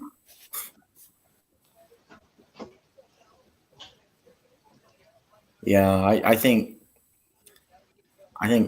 this league can be okay this year, but we're not going to see anything productive till 2 weeks from now. And see, the problem I had with that USFL draft you talking about is why the hell are you going to have a draft before the NFL draft? Exactly, because you don't know if the people you draft are going to get drafted in the NFL. and let's be honest, every player that's on that, I don't care if they're a 7th-round draft pick, they're all going to go to the NFL. They're going to be offered more money in a think of how many practice squad players or 7th-round draft picks that have been able to make a roster. People be like, oh, not many. There's a lot. Mm-hmm. All some of these players need is a little bit of chip on their shoulder and an opportunity to play. Mm-hmm. Karen, why do you? Oh my gosh, man! The dump pass hasn't worked all game. Not productively.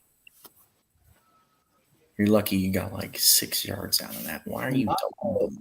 One knock, though, too, is if Ian Book was all that good, why are the Saints trying to go out and get a quarterback? Yep. I never cared for him, but Wouldn't they just do exactly what the Commanders are doing and just say, hey, we're going to move forward with Sam Howell? mm-hmm. I'm surprised though, because I mean, everyone trashed on Mitch Trubisky. Everyone trashed on Dwayne Haskins. God rest his soul. Because they played 1 year. Sam Howell played like what, 1 or 2? Sam Howell played, I want to say almost all. I want to feel like Sam Howell played 3 or 4 years of college football. I never really. Oh, he jumped. He jumped. Yes. I don't know why that running back cut back. I don't know. Oh, are you kidding me? False start on St. Louis. The guy jumped on freaking San Antonio. Yeah, you idiot. That's a bad call. That's a bad call. Yeah, Sam Howell enrolled in 2019 and became the first true freshman quarterback to ever start for the Tar Heels. So he played all his years there.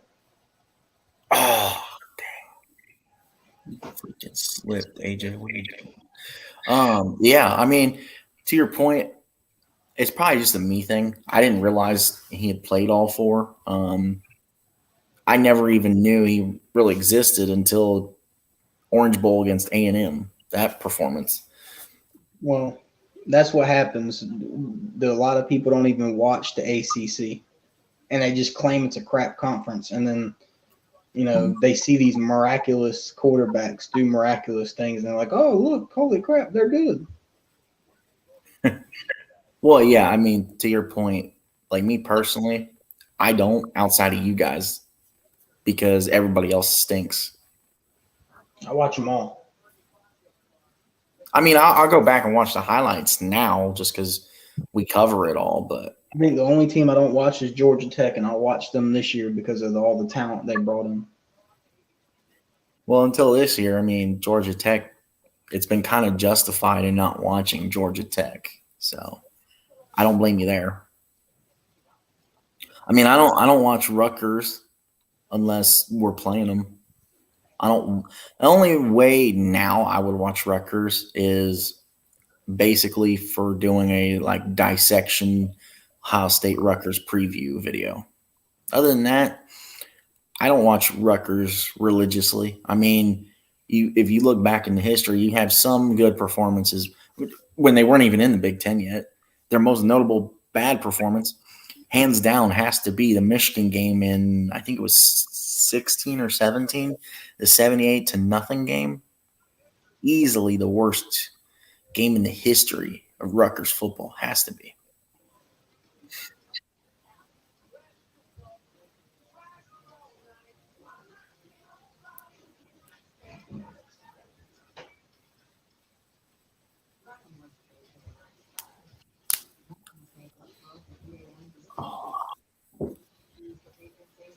Well, I watch everybody in the ACC because that's my conference. So I like to sit there and watch what they do and break down the film and do that stuff myself. But I also watch other conferences. That's the ignorancy of people who watch college football is, I'm a SEC homer. I don't watch anybody but the SEC. Well, that's your fault. The real. And then when you have a take on other conferences, it's terrible. Yep.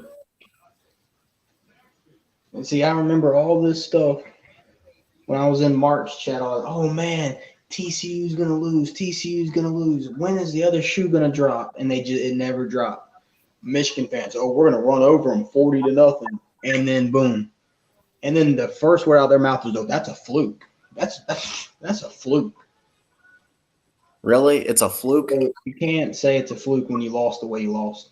Yeah. Especially the fact that TCU should have easily won that game by a blowout. I mean, the defense kind of – their defense has been the problem all year. Their what? I said their defense has been the problem all year. For TCU? Yeah. That's why they had the most comebacks in college football this year. Yep. But, I mean, you're looking at – if you rewatch that game, you're going to see Michigan's defensive line getting no pressure on the quarterback. You're going to see them get pushed back 2-3 yards every play.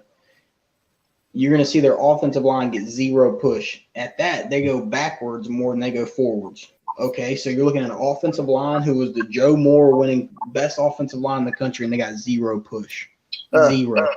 And then you're going to see that defensive line was, oh, man, our defensive line is better than last year, which is insane to me that people – I even call people out. Y'all had Hutchinson and the other dude on the other side, and it's somehow better? I don't want to hear it. Oh, and then they couldn't do nothing. And then you turn around and play a high-flying offense that put up all those points on you.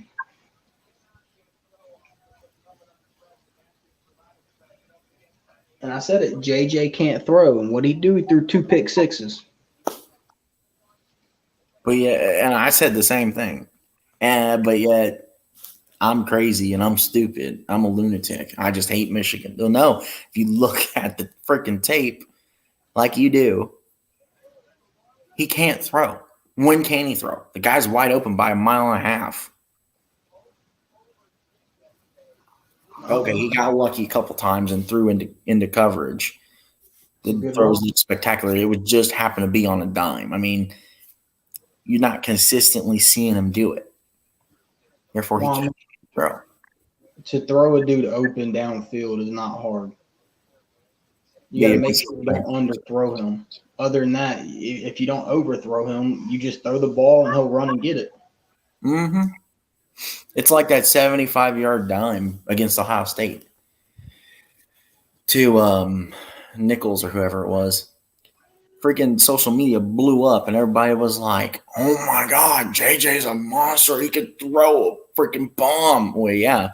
Dude, I could throw the bomb that he threw on a dime because he's wide open. You look at – see, this is the funny thing. I didn't the hype about JJ McCarthy is where I was just like, bro, really? He throws that 10-yard out, catches it.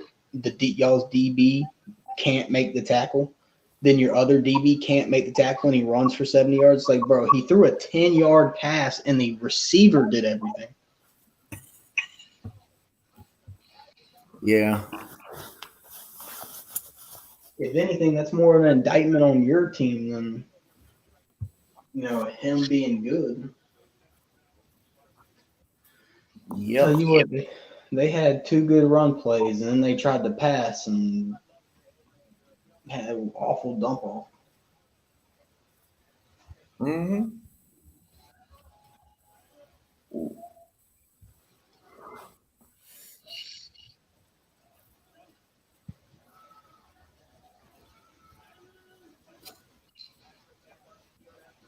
Yeah, I mean, when I heard, going back to football on TV, when I heard that San Antonio got Jack Coan, I was like, wait, wasn't he just out of college?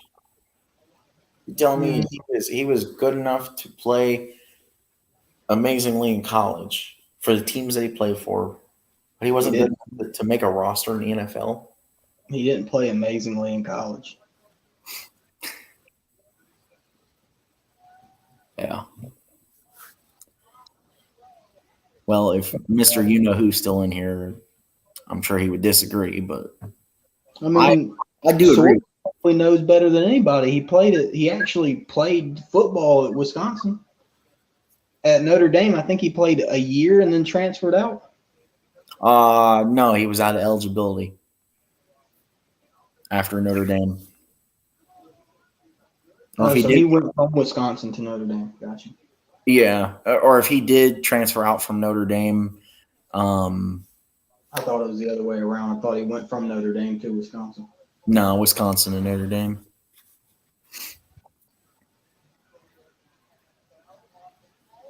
The kid's not good. And, it could be one of those, like, I don't know. So, what is your assessment comparing, like, Troy Smith to Jack Coan? Dude, I wouldn't want either one of those quarterbacks. I mean, if you tell me to pick, I'd probably pick Troy Smith. But both of them were terrible passers. Their footwork was awful. Their arm strength wasn't great. Their accuracy was hit or miss at times. They can't read defenses at a high level.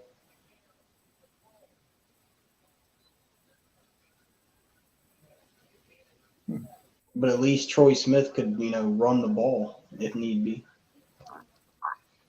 Mm-hmm.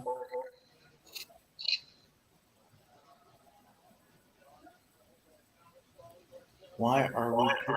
Oh! First down. There we go.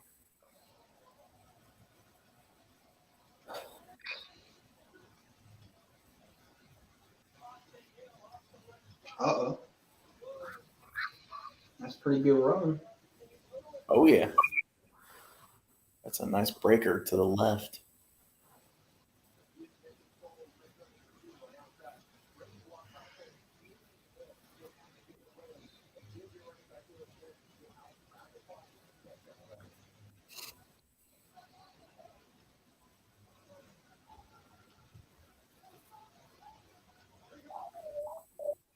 Where's this been all game, AJ? Oh, dear Lord, he was already down. Hold on to the frickin' ball. He just ran 10 yards just to get freaking 3. Just take off. The cutback wasn't bad because he cut back behind his all offensive line, but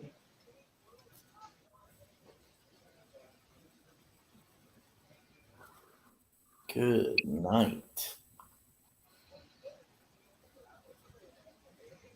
Right there when he breaks that tackle, as soon as he got on that little progressive paint or whatever it is, yeah, he should have ran straight up it. Mm-hmm. He should have planted his foot and ran straight up that because he would have had an offensive lineman to his left and an open field to his right, and that offensive lineman could have blocked that one dude and he would have kept running. Now, of course, he's AJ McCarron, so he's only going to get so far, but. Mm-hmm. This is bad production. 38 yards total in the first quarter, 15 total in the second, 15 in the third. This is really bad production. I mean, this is awful play calling. Yeah, that too.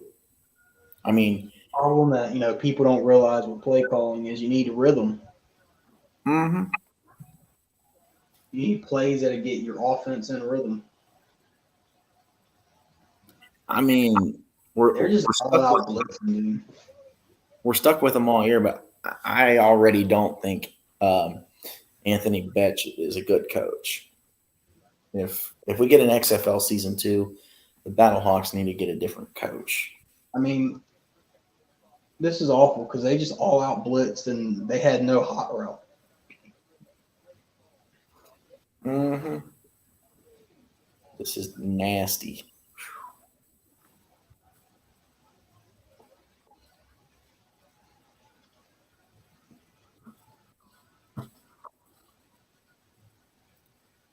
It's like, in the first half, the St. Louis defense was doing okay, but the St. Louis offense is not doing them any favors. they're not staying on the field very long, and now the defense is getting worn out, and that's why you're having longer drives for San Antonio.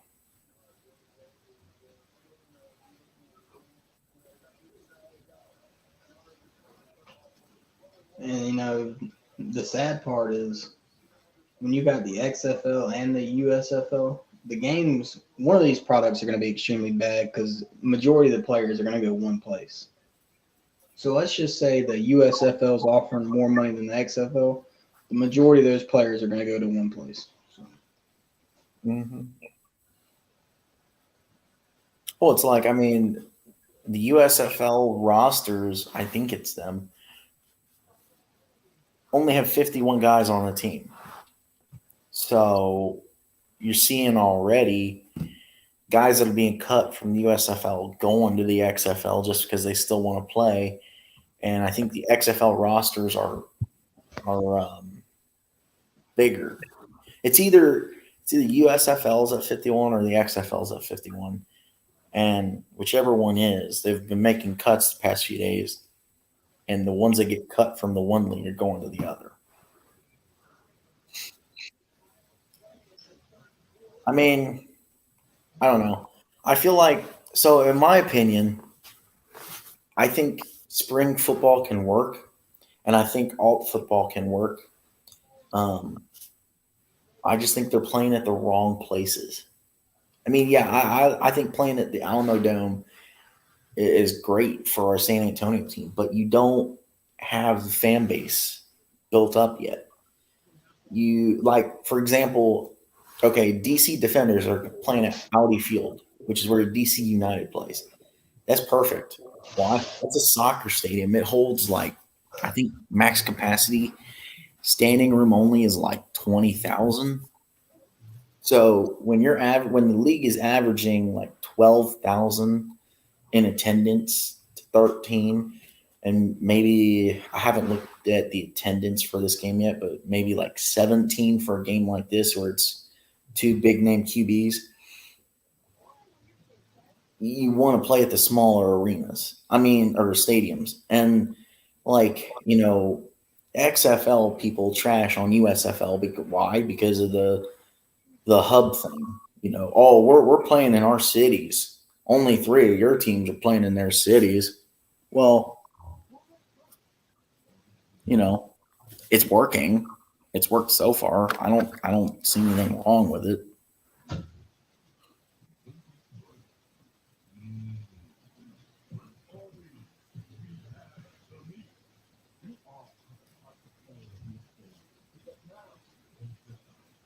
What do you think about the whole hub thing? I mean, I don't think the cities have anything to do with anything. I've said it before. Your product on your field is what's going to dictate if you have fans or not. Yeah. I'm sure that's why St. Louis and San Antonio went and got the quarterbacks that they got. I mean, Luis Perez for Vegas Vipers, I mean, it's a fan favorite. That's why they went and got him. I don't even know who that dude is, so. Yeah, because all he's ever played is alt football. He taught himself on YouTube how to play football. But, I mean, you're looking at St. Louis, who's been wanting a football team forever, so they're going to show out. Yep. But like I've said, the reality is if you have a bad product, they're going to stop showing up. Mm-hmm. Which is why I think Orlando needs to go to DeAndre Francois as soon as possible, or at least play Dormandy next week and see how he does. Because, I'm sorry, Paxton Lynch is not the guy. I never thought he was in the NFL either. So, I've always been on that train. Well, I'm a firm believer we have no clue what those quarterbacks are. We know they're bad, that's for sure. Mm-hmm.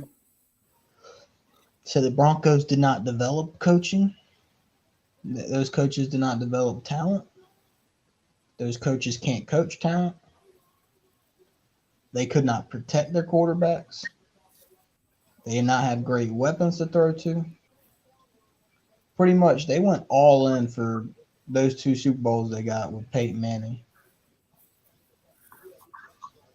Oh yeah, the 2 that they went to, and the one that they won of the 2 that they went to. Yeah.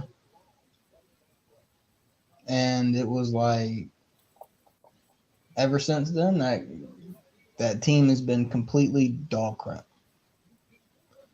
And lately, they've been able to get some talent at receiver, and they have an okay offensive line. But then you went out and you got Russell Wilson, and you signed him to a fucking contract that is detrimental to your team. I don't know.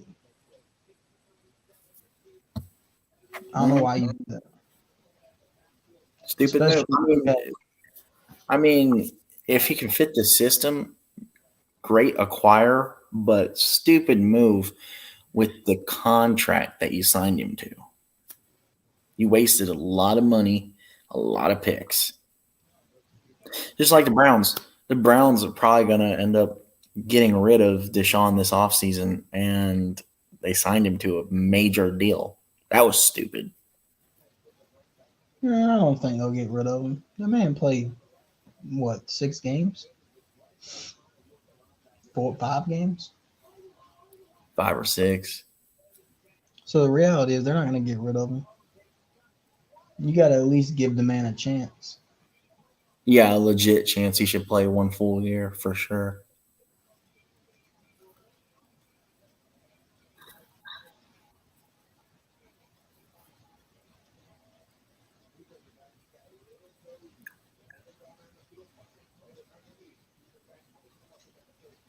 Man, Vegas is pissed at this game. 13 minutes left. They projected the over-under at 37.5. That's why on all these games you take the under. Yeah, the only one, I think the only under to hit was, or the only over to hit was Probably the Arlington, Vegas. Yeah. No, both hit yesterday because the over-under for the night game was 34. It was 33-12, so they both hit. But yeah, your point. Usually, you want to take the under for these like first games.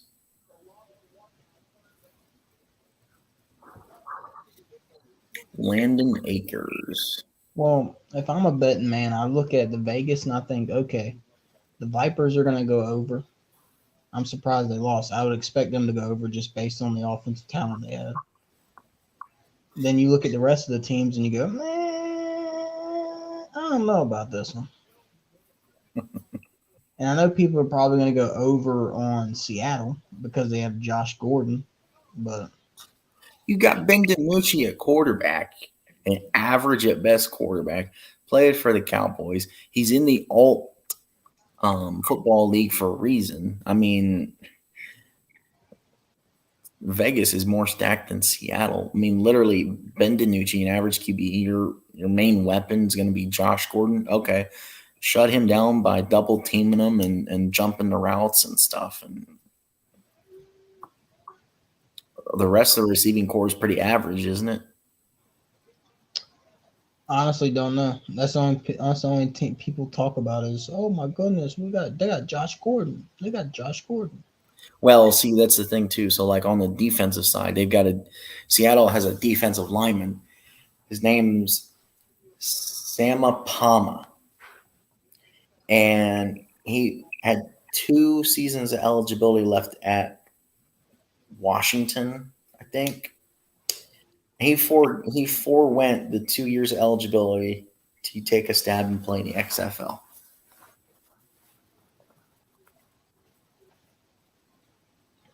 So, holy smoke, somebody finally scored a touchdown. San Antonio scored.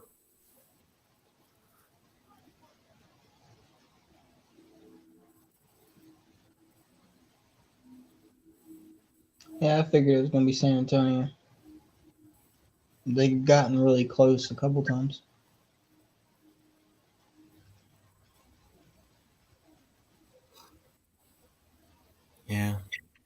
Although I don't know, I took the under for the number of 3 points attempted this week, and it was set at like 1.5. So I hope nobody attempts a 3-pointer. But if St. Louis scores a touchdown, you know darn well they're going to attempt one.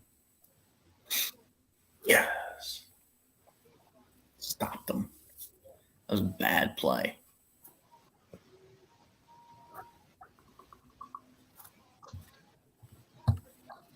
Absolutely no. The game is rough. Something has to give. Oh, wow. Wow. That's a nice fade pass by Jack Coan. Perfect placement from what I could see on the replay.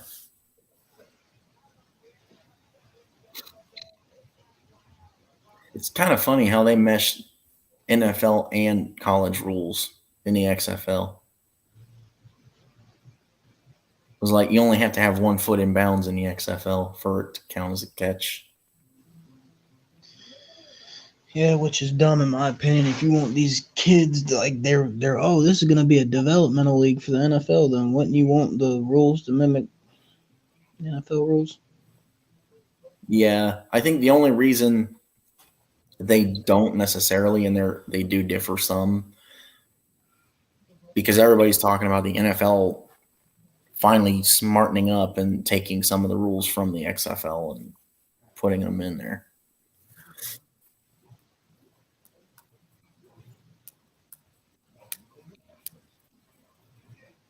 Tell you what, that damn kickoff they got going on is dumb.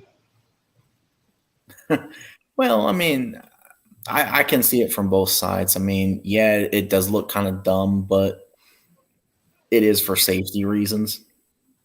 Dude, if the kick returner gets by 1 block, he's gone. Mm-hmm. They're literally setting it up to have a bunch of run backs.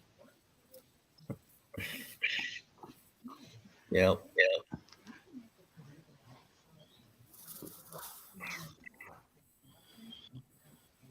I don't know how I feel about this running clock idea.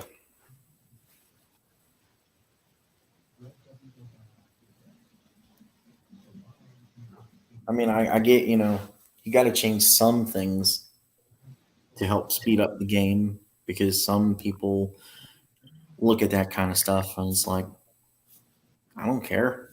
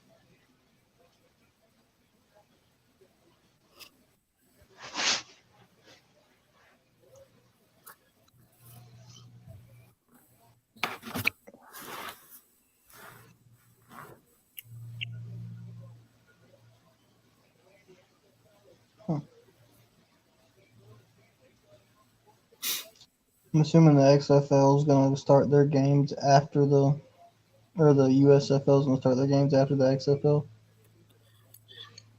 XFL. Starting like week 8, week 7, week 8 for the XFL. They're going to collide with each other.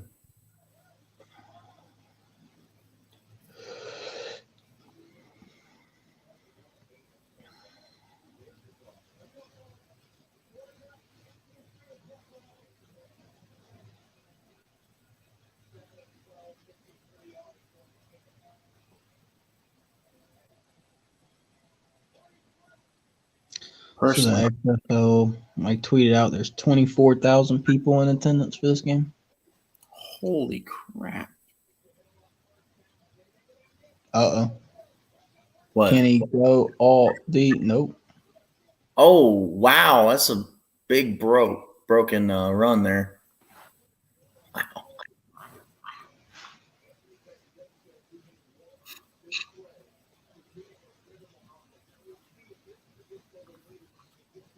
A 40-yard run by Brian Hill. Now we're getting some offense. It's a shame your quarterback has like 90 yards passing. Yeah, that looks really bad.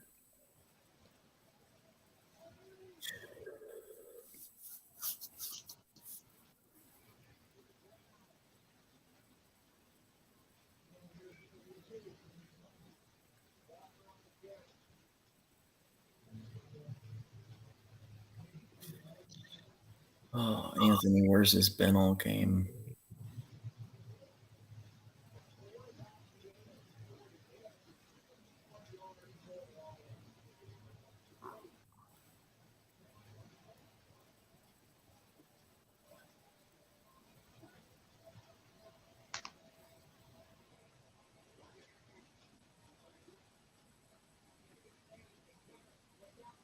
What the heck? What, that pass play that went way over the receiver's head? Yeah. I'm telling you, man, the freaking he's lofting it too high for whatever reason.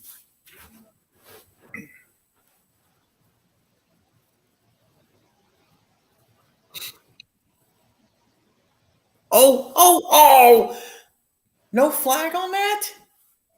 That was not clean. The dude tripped him up and drug him to the ground. That's a crock of crap, man.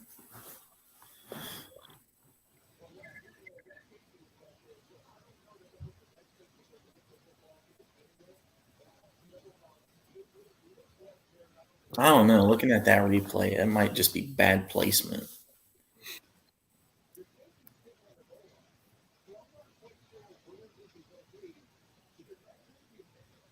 Oh my lord. Off by a mile and a half. Nice going. St. Louis. McCarron and Hill gets you all the way down almost into the red zone, and you freaking blow it with a missed field goal. I don't really know if McCarron did anything on that drive.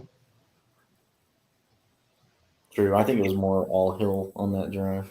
Yeah, dude ran for 40 yards, and then they picked up like another 3 with their other running back, and then McCarron overthrew the dude on the sideline, and I don't know where he was going the ball in the end zone. Well, it looked like maybe the receiver just didn't break in time, but either way, it's still bad placement on McCarron. Receiver going one way, he threw the ball the other.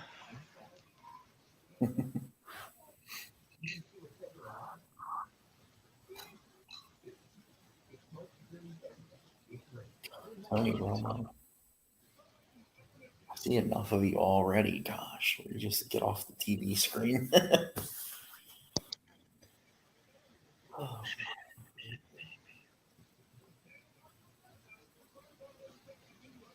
So did you see Pepsi came out with a new flavor? What, that diet stuff? No, so Pepsi came out with a new flavor. It's Peeps Marshmallow.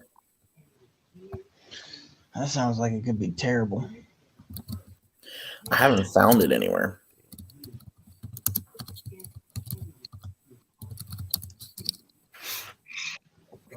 Tell you what, though, places like Japan, you can find a whole lot of different stuff over there. Talking about soft drinks, was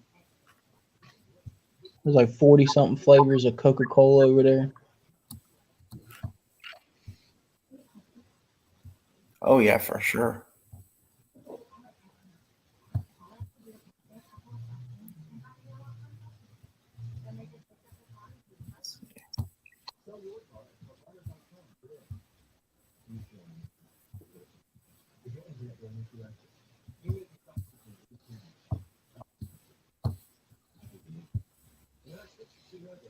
Oh, okay. So at 7:30, we'll figure out where teams are. Yeah, I know, Will. It's not looking good, but to be expected for a week one game.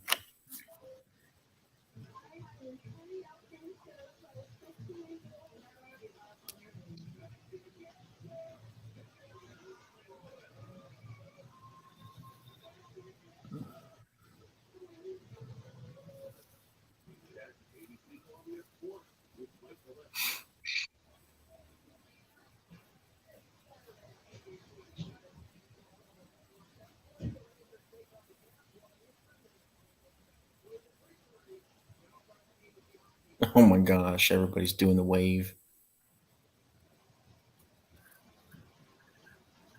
Okay. All right, Jack, can you drive them down the field for a game sealing touchdown?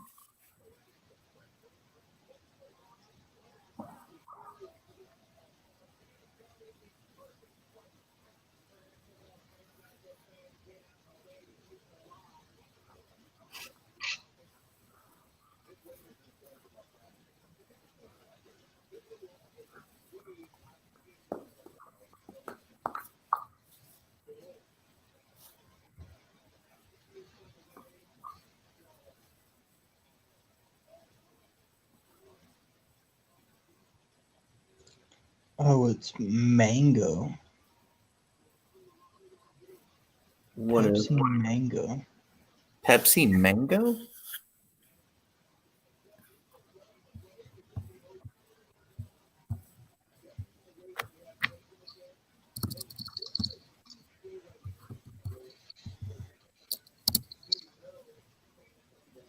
Oh, yes, that's right. Yeah. Eh, those flavors is not very good. First down.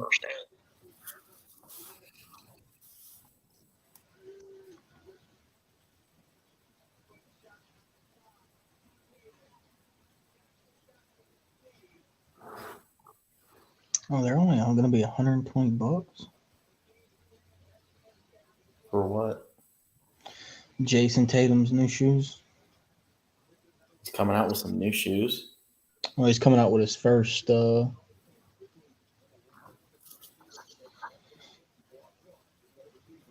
signature shoe. Nice. Say Jordans. Say I'm gonna get a pair. I want the pink lemonades. The pink lemonades? Yeah, he came out with 4 colorways. There's one called St. Louis, which is white and blue. Barbershop, which is black, gray, and red. Got another one called Zoo, which is black. I can't tell if that's white and red. And then on the back is like a zebra print. And then you got pink lemonades, which are pink, green, and gold, I guess. I don't know. They look cool.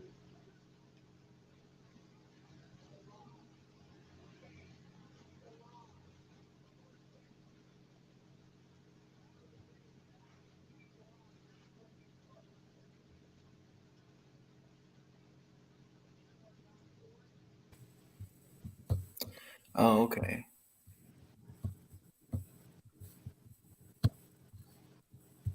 I see. These puppies. Yeah. Well, no. No? That's the ones right below that. Oh, these. Yeah. They look nice. Yeah, all of them look nice. I would never get the white ones because they're white, so they're gonna dirty quick. But I actually like the pink lemonades. What were the other ones? So you had Zoos, ZOO. which I like these. That ain't none of them.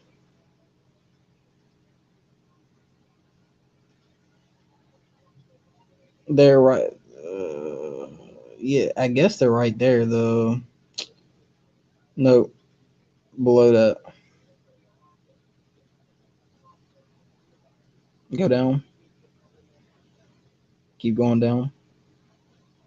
When you click the picture, it like so right there. Yeah, I say you could probably find the article. I was just looking at an article and I had all four of them on it.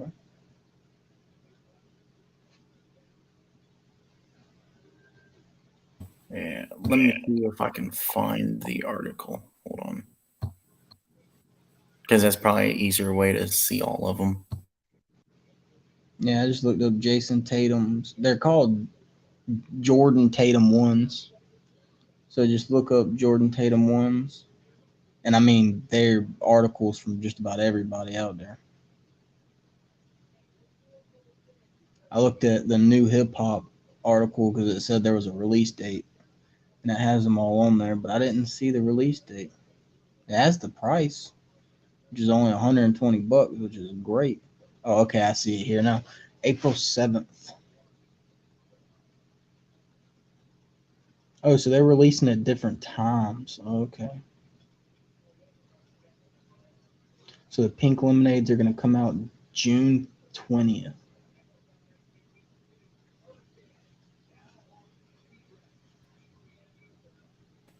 That's a long time to wait. June 20th.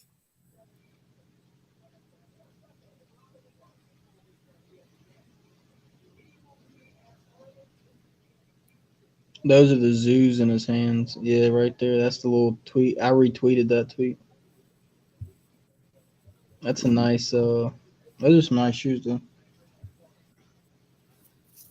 Dang.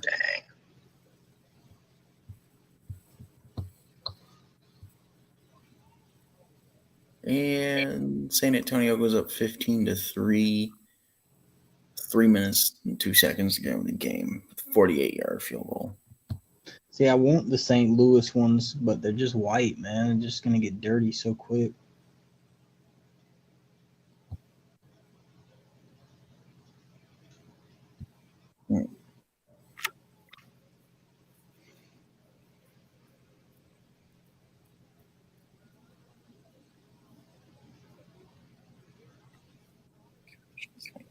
Taking forever to load. Okay, here's the zoos. Okay, that's cool. Mm-hmm. And you got St. Louis will be next, yeah. And then the barber shops. barbershop. Pink lemonade. Yes. You are more and more convincing me that the pink lemonades are awesome. They look really good. I love them. I like colors like that. I'm not a big person who just likes black and white shoes. Me too. They're only 120. That's what they said they're being retailed at. You gonna get one of each besides the St. Louis, or are you gonna get specifically the pink lemonade? No, I'm gonna get pink lemonades. I might get the St. Louis ones too, but definitely grabbing the pink lemonades. Yeah, I mean, I get your thing with white because it, like you said, it does get dirty pretty. Why would you? Oh my god! You cannot push a defender right into the ball carrier, you freaking moron. I mean, if you go to St. Louis is the easiest fix for that. It's just to like only wear them when you go out. But other than that, yes, I agree with you on white 100%. Wouldn't wear them. I always wore these like neon green shoes in high school. Everybody made fun of me for it, but it's like I agree with you there too. I'm not a guy that's like, okay, you're normal black and white.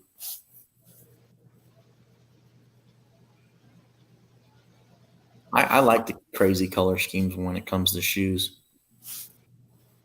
Yeah, like my one of my favorite pair of KDs. I wish I bought when I was younger. Cause now you can't get them. Is like the Weathermans.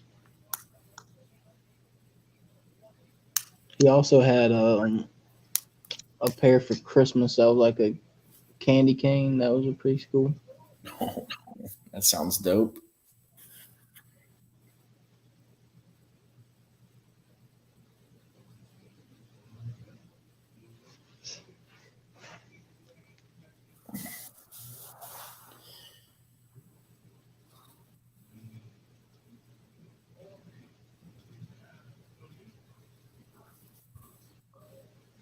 I got in a pair of fly knits, Nike fly knits, and they're comfortable as hell. But they're they're orange, purple,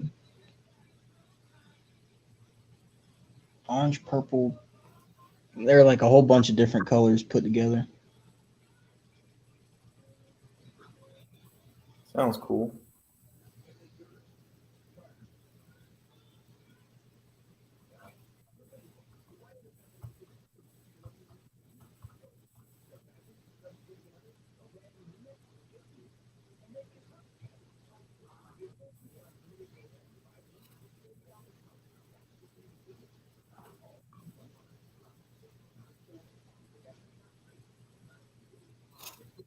So, you coming to watch the show later?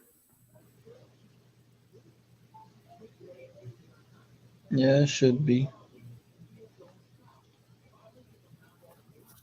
Assuming y'all are doing it at 11 again. Yep.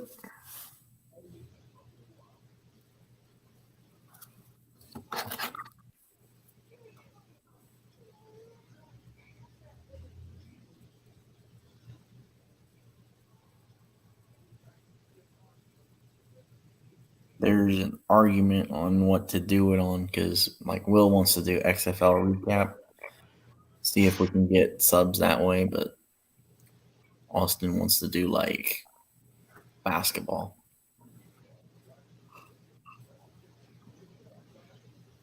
I mean, you could technically do both. Just make it like a Sunday sports show. Yeah, I mean, don't have to be one or the other. Yeah, I think that'd be the other way of bringing people in.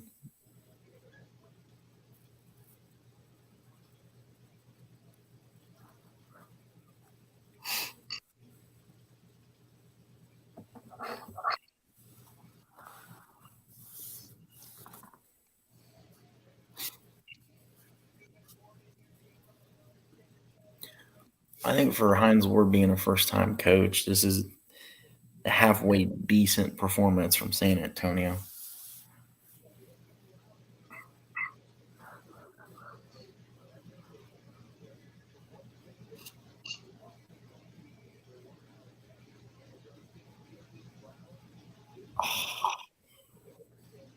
Oh shit! I forgot Luca's new shoes came out. I'm gonna have to check them out. Everybody's dropping some new shoes, huh?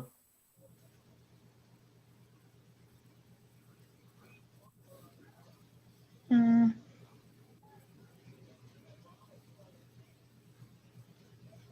Oh, those aren't bad at all. $100? What the hell? So they say $110 at Foot Locker. Wow. I'm not super a fan of those.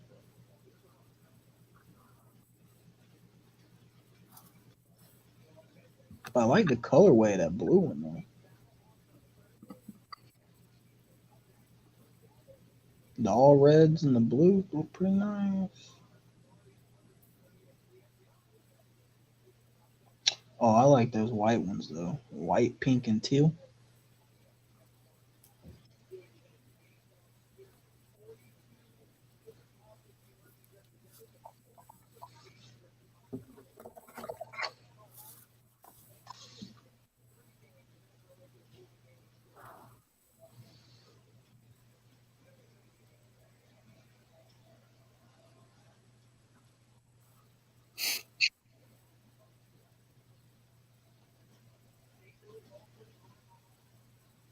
Oh, yes.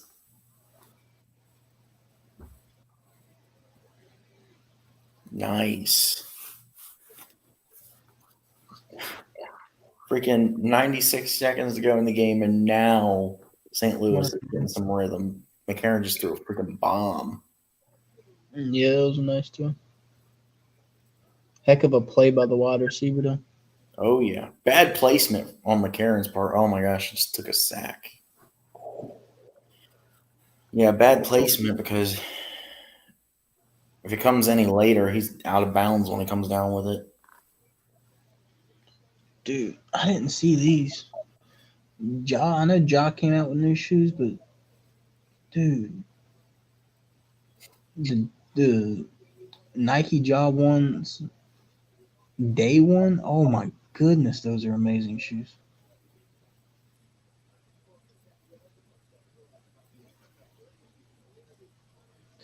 See, it's a shame. That's one thing I don't like about LeBron, man. His shoes are ugly and they're bricks.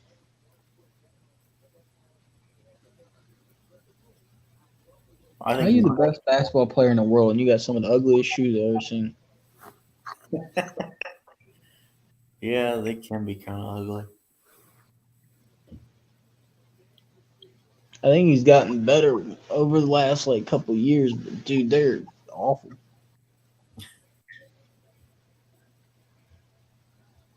Run, AJ, run. Gosh. Man, he looks a little chubby. I don't know if it's the pads or himself. He's wearing a flak jacket, so Oh, he's wearing a flak jacket? yeah, you can tell. That thing at the bottom of his pads, towards the end of his jersey. It's a circular pad that they wear to protect their ribs called a flak jacket. Hmm. I would think it wouldn't make you as Oh no. Oh no, yes. Yes. Yes. The first AJ McCarron touch. Oh, what a freaking catch. Yeah, that was a crazy catch. It He looked had like it on his back. perfect placement. Yeah, ball wasn't bad, but that was a heck of a catch. Oh man, I lost that too. They're going for 3. Some prick. That was a heck of a catch. I mean, that's 10 yards out. 3 points though. Man, they couldn't get a damn 1-point play earlier. I don't know if you're going to get a 3-point play. You better draw something good up. Did he catch it? Oh, yes! Oh, there you go. Now we got us a game.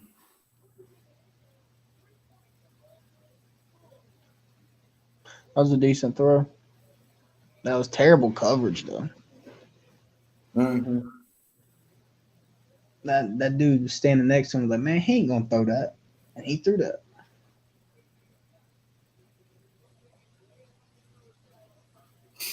Yeah, now are they going to try for the 4th and 15 conversion?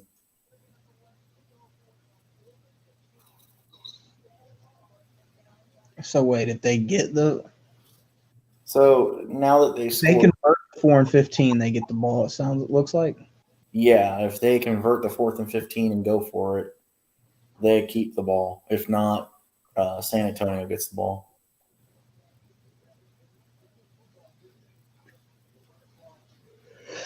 Yeah, that is true. If this is regular football, this is how to reach.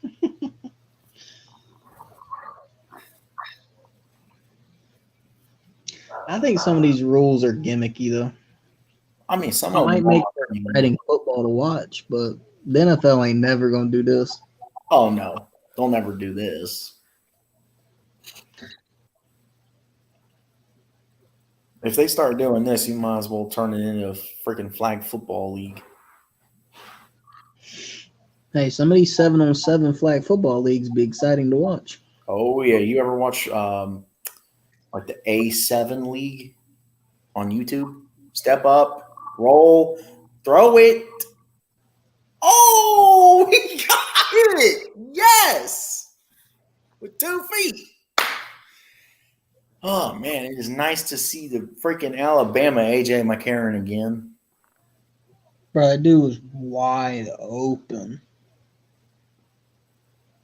Honestly, bad placement because of him being wide open. He should have put it more. I mean, all you had to do was get the 4th and 15 and you're good, but.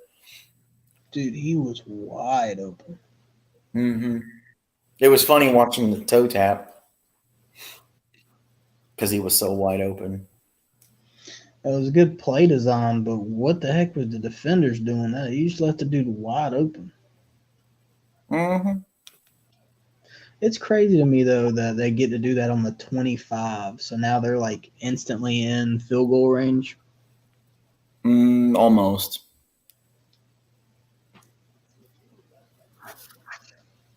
They're like right around midfield, I think. Oh, it looked like they were literally on their on. Yeah, because it's from your own 25. Oh, okay. It's not like college. Yeah, Hines Ward, if I'm you, I'm upset. Your defense just crapped the bed twice. Big time.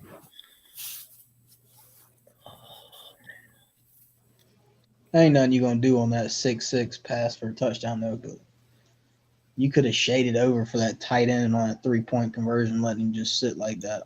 And then you should have covered the dude on the sideline. Oh, they're bringing it heavy. They're going all out. Where's the flag on that, ref? Yes. PI on the defense, baby.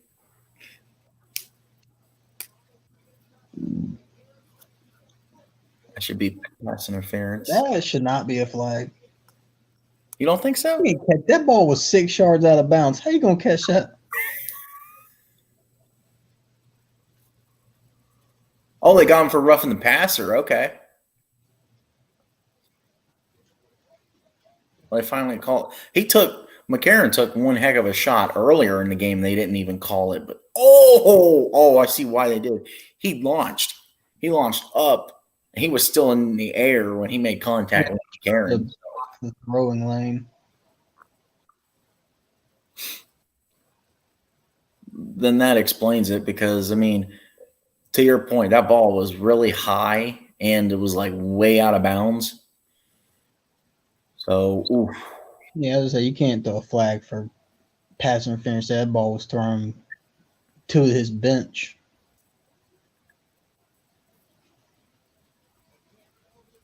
They are not guarding a tight end. Nope. Ooh. Oh, nice dump pass. Go, kid. Go. Go, Hill. Yes. Tell you what, this game was pretty bad till the last minute and 43 seconds. Huh? Oh, yeah. I mean, you know. Oh, what a stiff arm. That Hill stiff arm. Oh, yeah, that was nice. I was thinking it would end up like 24-17, but I mean, I'll take this any day. Come on, baby. It looked like even if they win, though, they won't reach the over. So, I mean, I'll take the win over the over. Unless some magical crap happens. Well, let's see. You're sitting at 27 right now. They score 6. That's going to put it at 33. Mm-hmm. Then they're only going to go for come even on. if they go for 3, it puts them at 36. So Yeah. you're still 2 points off the over. Mm-hmm. But if they score a touchdown, they'll likely 61 total yards for the Battlehawks in the first 3 quarters, 159 in the fourth quarter. See, this is why I don't get that, dude. Like, what in the right? Like, if you're an OC, how is that even a thing? How does the first 3 quarters you call it crap plays, but in the fourth quarter Touchdown! you Yes! crap it? Yeah! Oh, hold on. You're doing this the whole game. There's a flag. Hold on.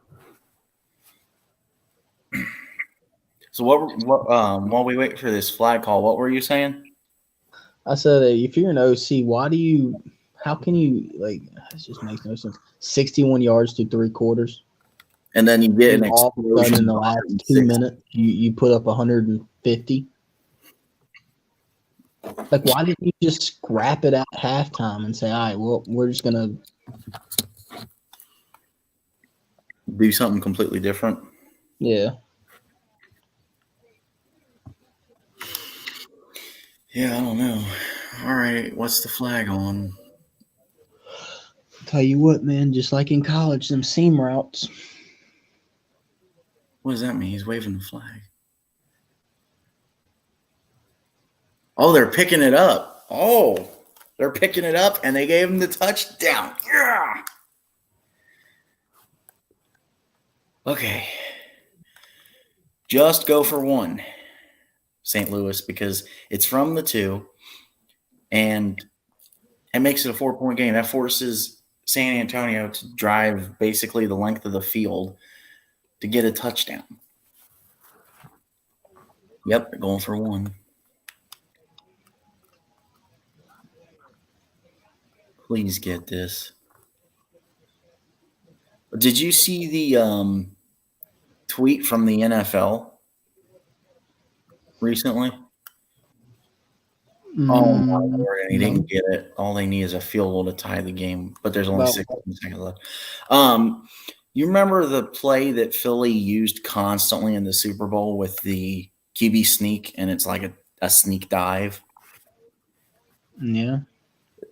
I saw something about the NFL tweeting that they're going to outlaw that play. That's bullcrap. Mm-hmm. Yeah, I saw that, and I'm like, oh my gosh, really? Just because the Eagles had so much success with it in the Super Bowl, because that kind of play is hard to stop. Dude, South Carolina's women's basketball team might lose to Ole Miss.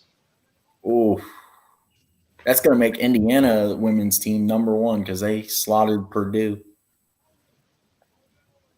by 23. Oh, speaking of basketball, did you see the freaking TCU Oklahoma State score the other day? Yeah, they scored 100. Yeah, TCU put up 100 on Oklahoma State. That was nuts.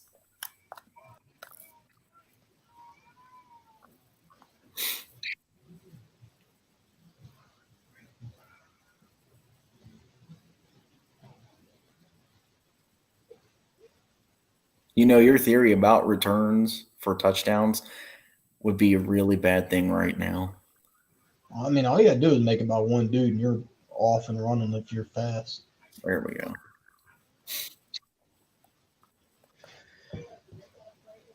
Mm-hmm.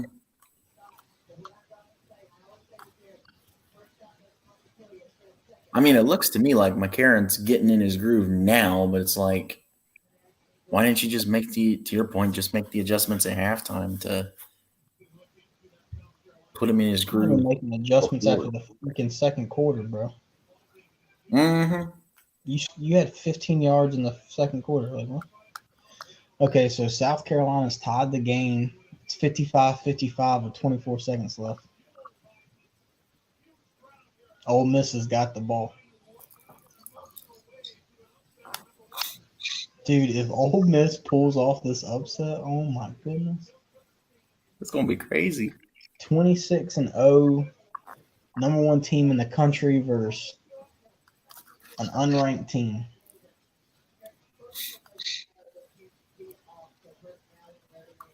Let's go.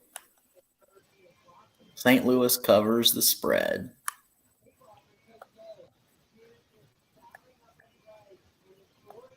Yeah, they were like, what, -3? Yep.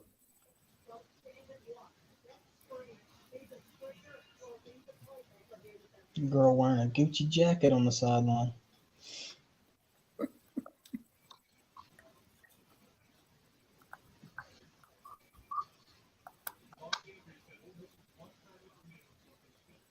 tell you what, if Caitlin Clark for Iowa don't win the whatever the is it still? I'm assuming it's still the John Wooden Award, but it could be for somebody else. For the best female player in the country, there's something wrong. Oh yeah, definitely something wrong. That girl was Crazy good.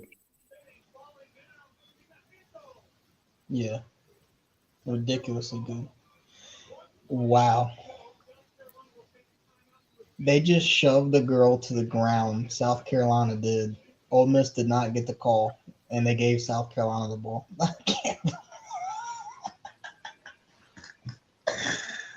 Bro, I can't with this, man. Oh goodness. What channel is that on? It's SEC Network. Oh. I seen it at the bottom of the screen. I was like, "Oh crap! We gotta look at this real quick." Oh, they're reviewing it, Well, they'll probably give it to Ole Miss then. bro. It's bad. Like she puts two forearms in her back and just shoves her straight to the ground.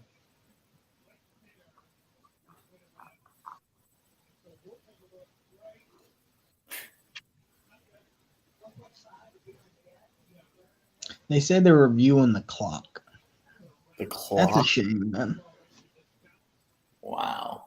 Because when she slid, the ball went out of bounds. You would think someone would have a freaking brain and be like, "Oh wait, there's a foul on that play too." Dude, that is bad. That Bro, call is bad. Not a call, bro.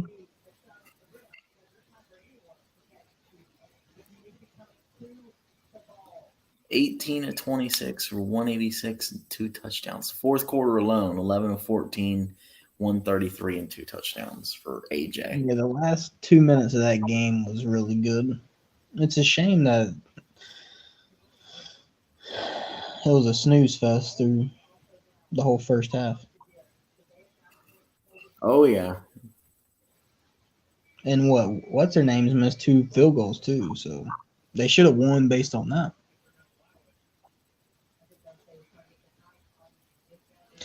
That's why kicking, man, it'll kill you. You got to be able to kick field goals. Oh yes.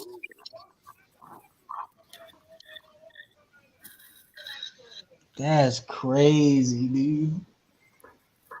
Ole Miss should be shooting free throws instead of going to overtime. That is nuts.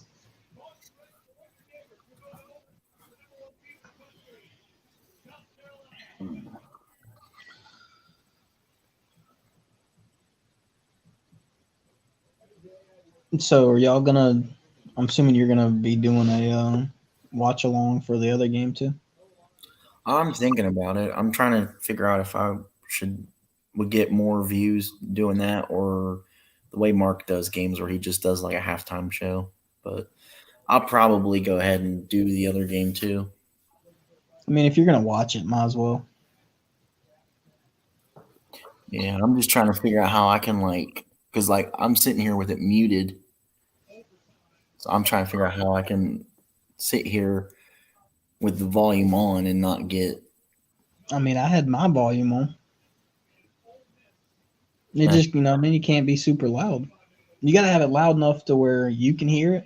Like right now, once we go, stop being live, turn it up and see where your volume can be at. Yeah, that makes sense. Because to your point, I'm pretty sure you can have the volume on, you just can't have it where it's like, oh, we can hear the announcer on the TV clear as day, and we can't even hear you, Mike, because it's so loud. Bro, yeah, it's crazy. Ole Miss has a 16-game losing streak versus South Carolina. That's Ooh. oh, bro, that is nuts. Number, huh? They got their number.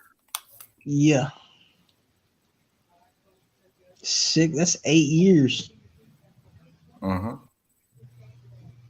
Because I'm assuming they play them twice. No, they're in the West, so no, they don't play them like one time a year sometimes.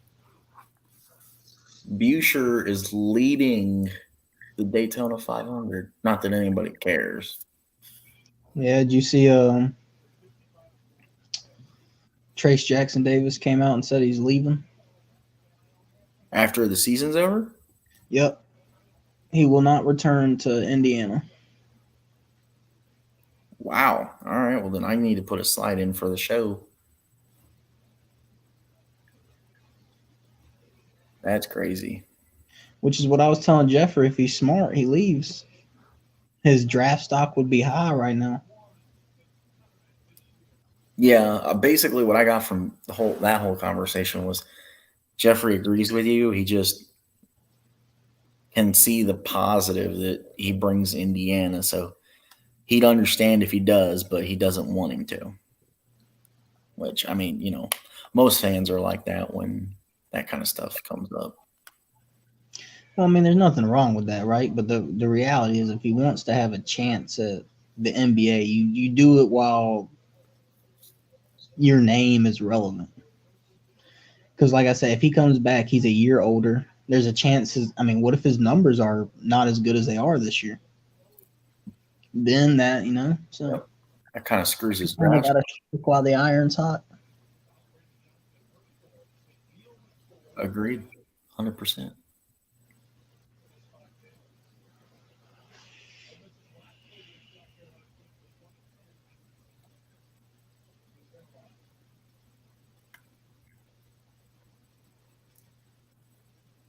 Wow.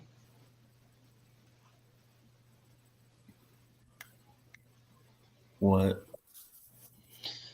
Ole Miss got fouled and missed both free throws. Oh my gosh. Back ironed them both. Jeez, man, they're 9 of 17 in free throws. Oh my God, they're less than 50%. There was a game where Duke played this year, the men's team. Mm-hmm. They were like 4 of 16. It's like, what the? Like, what in the world is going on with Duke?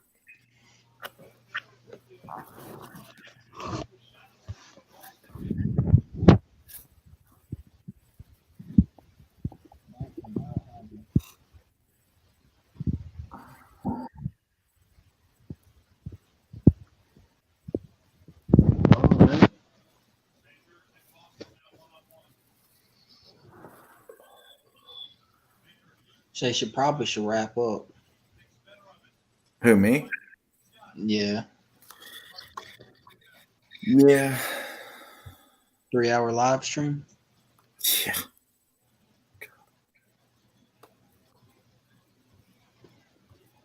Welcome back, Sorgy.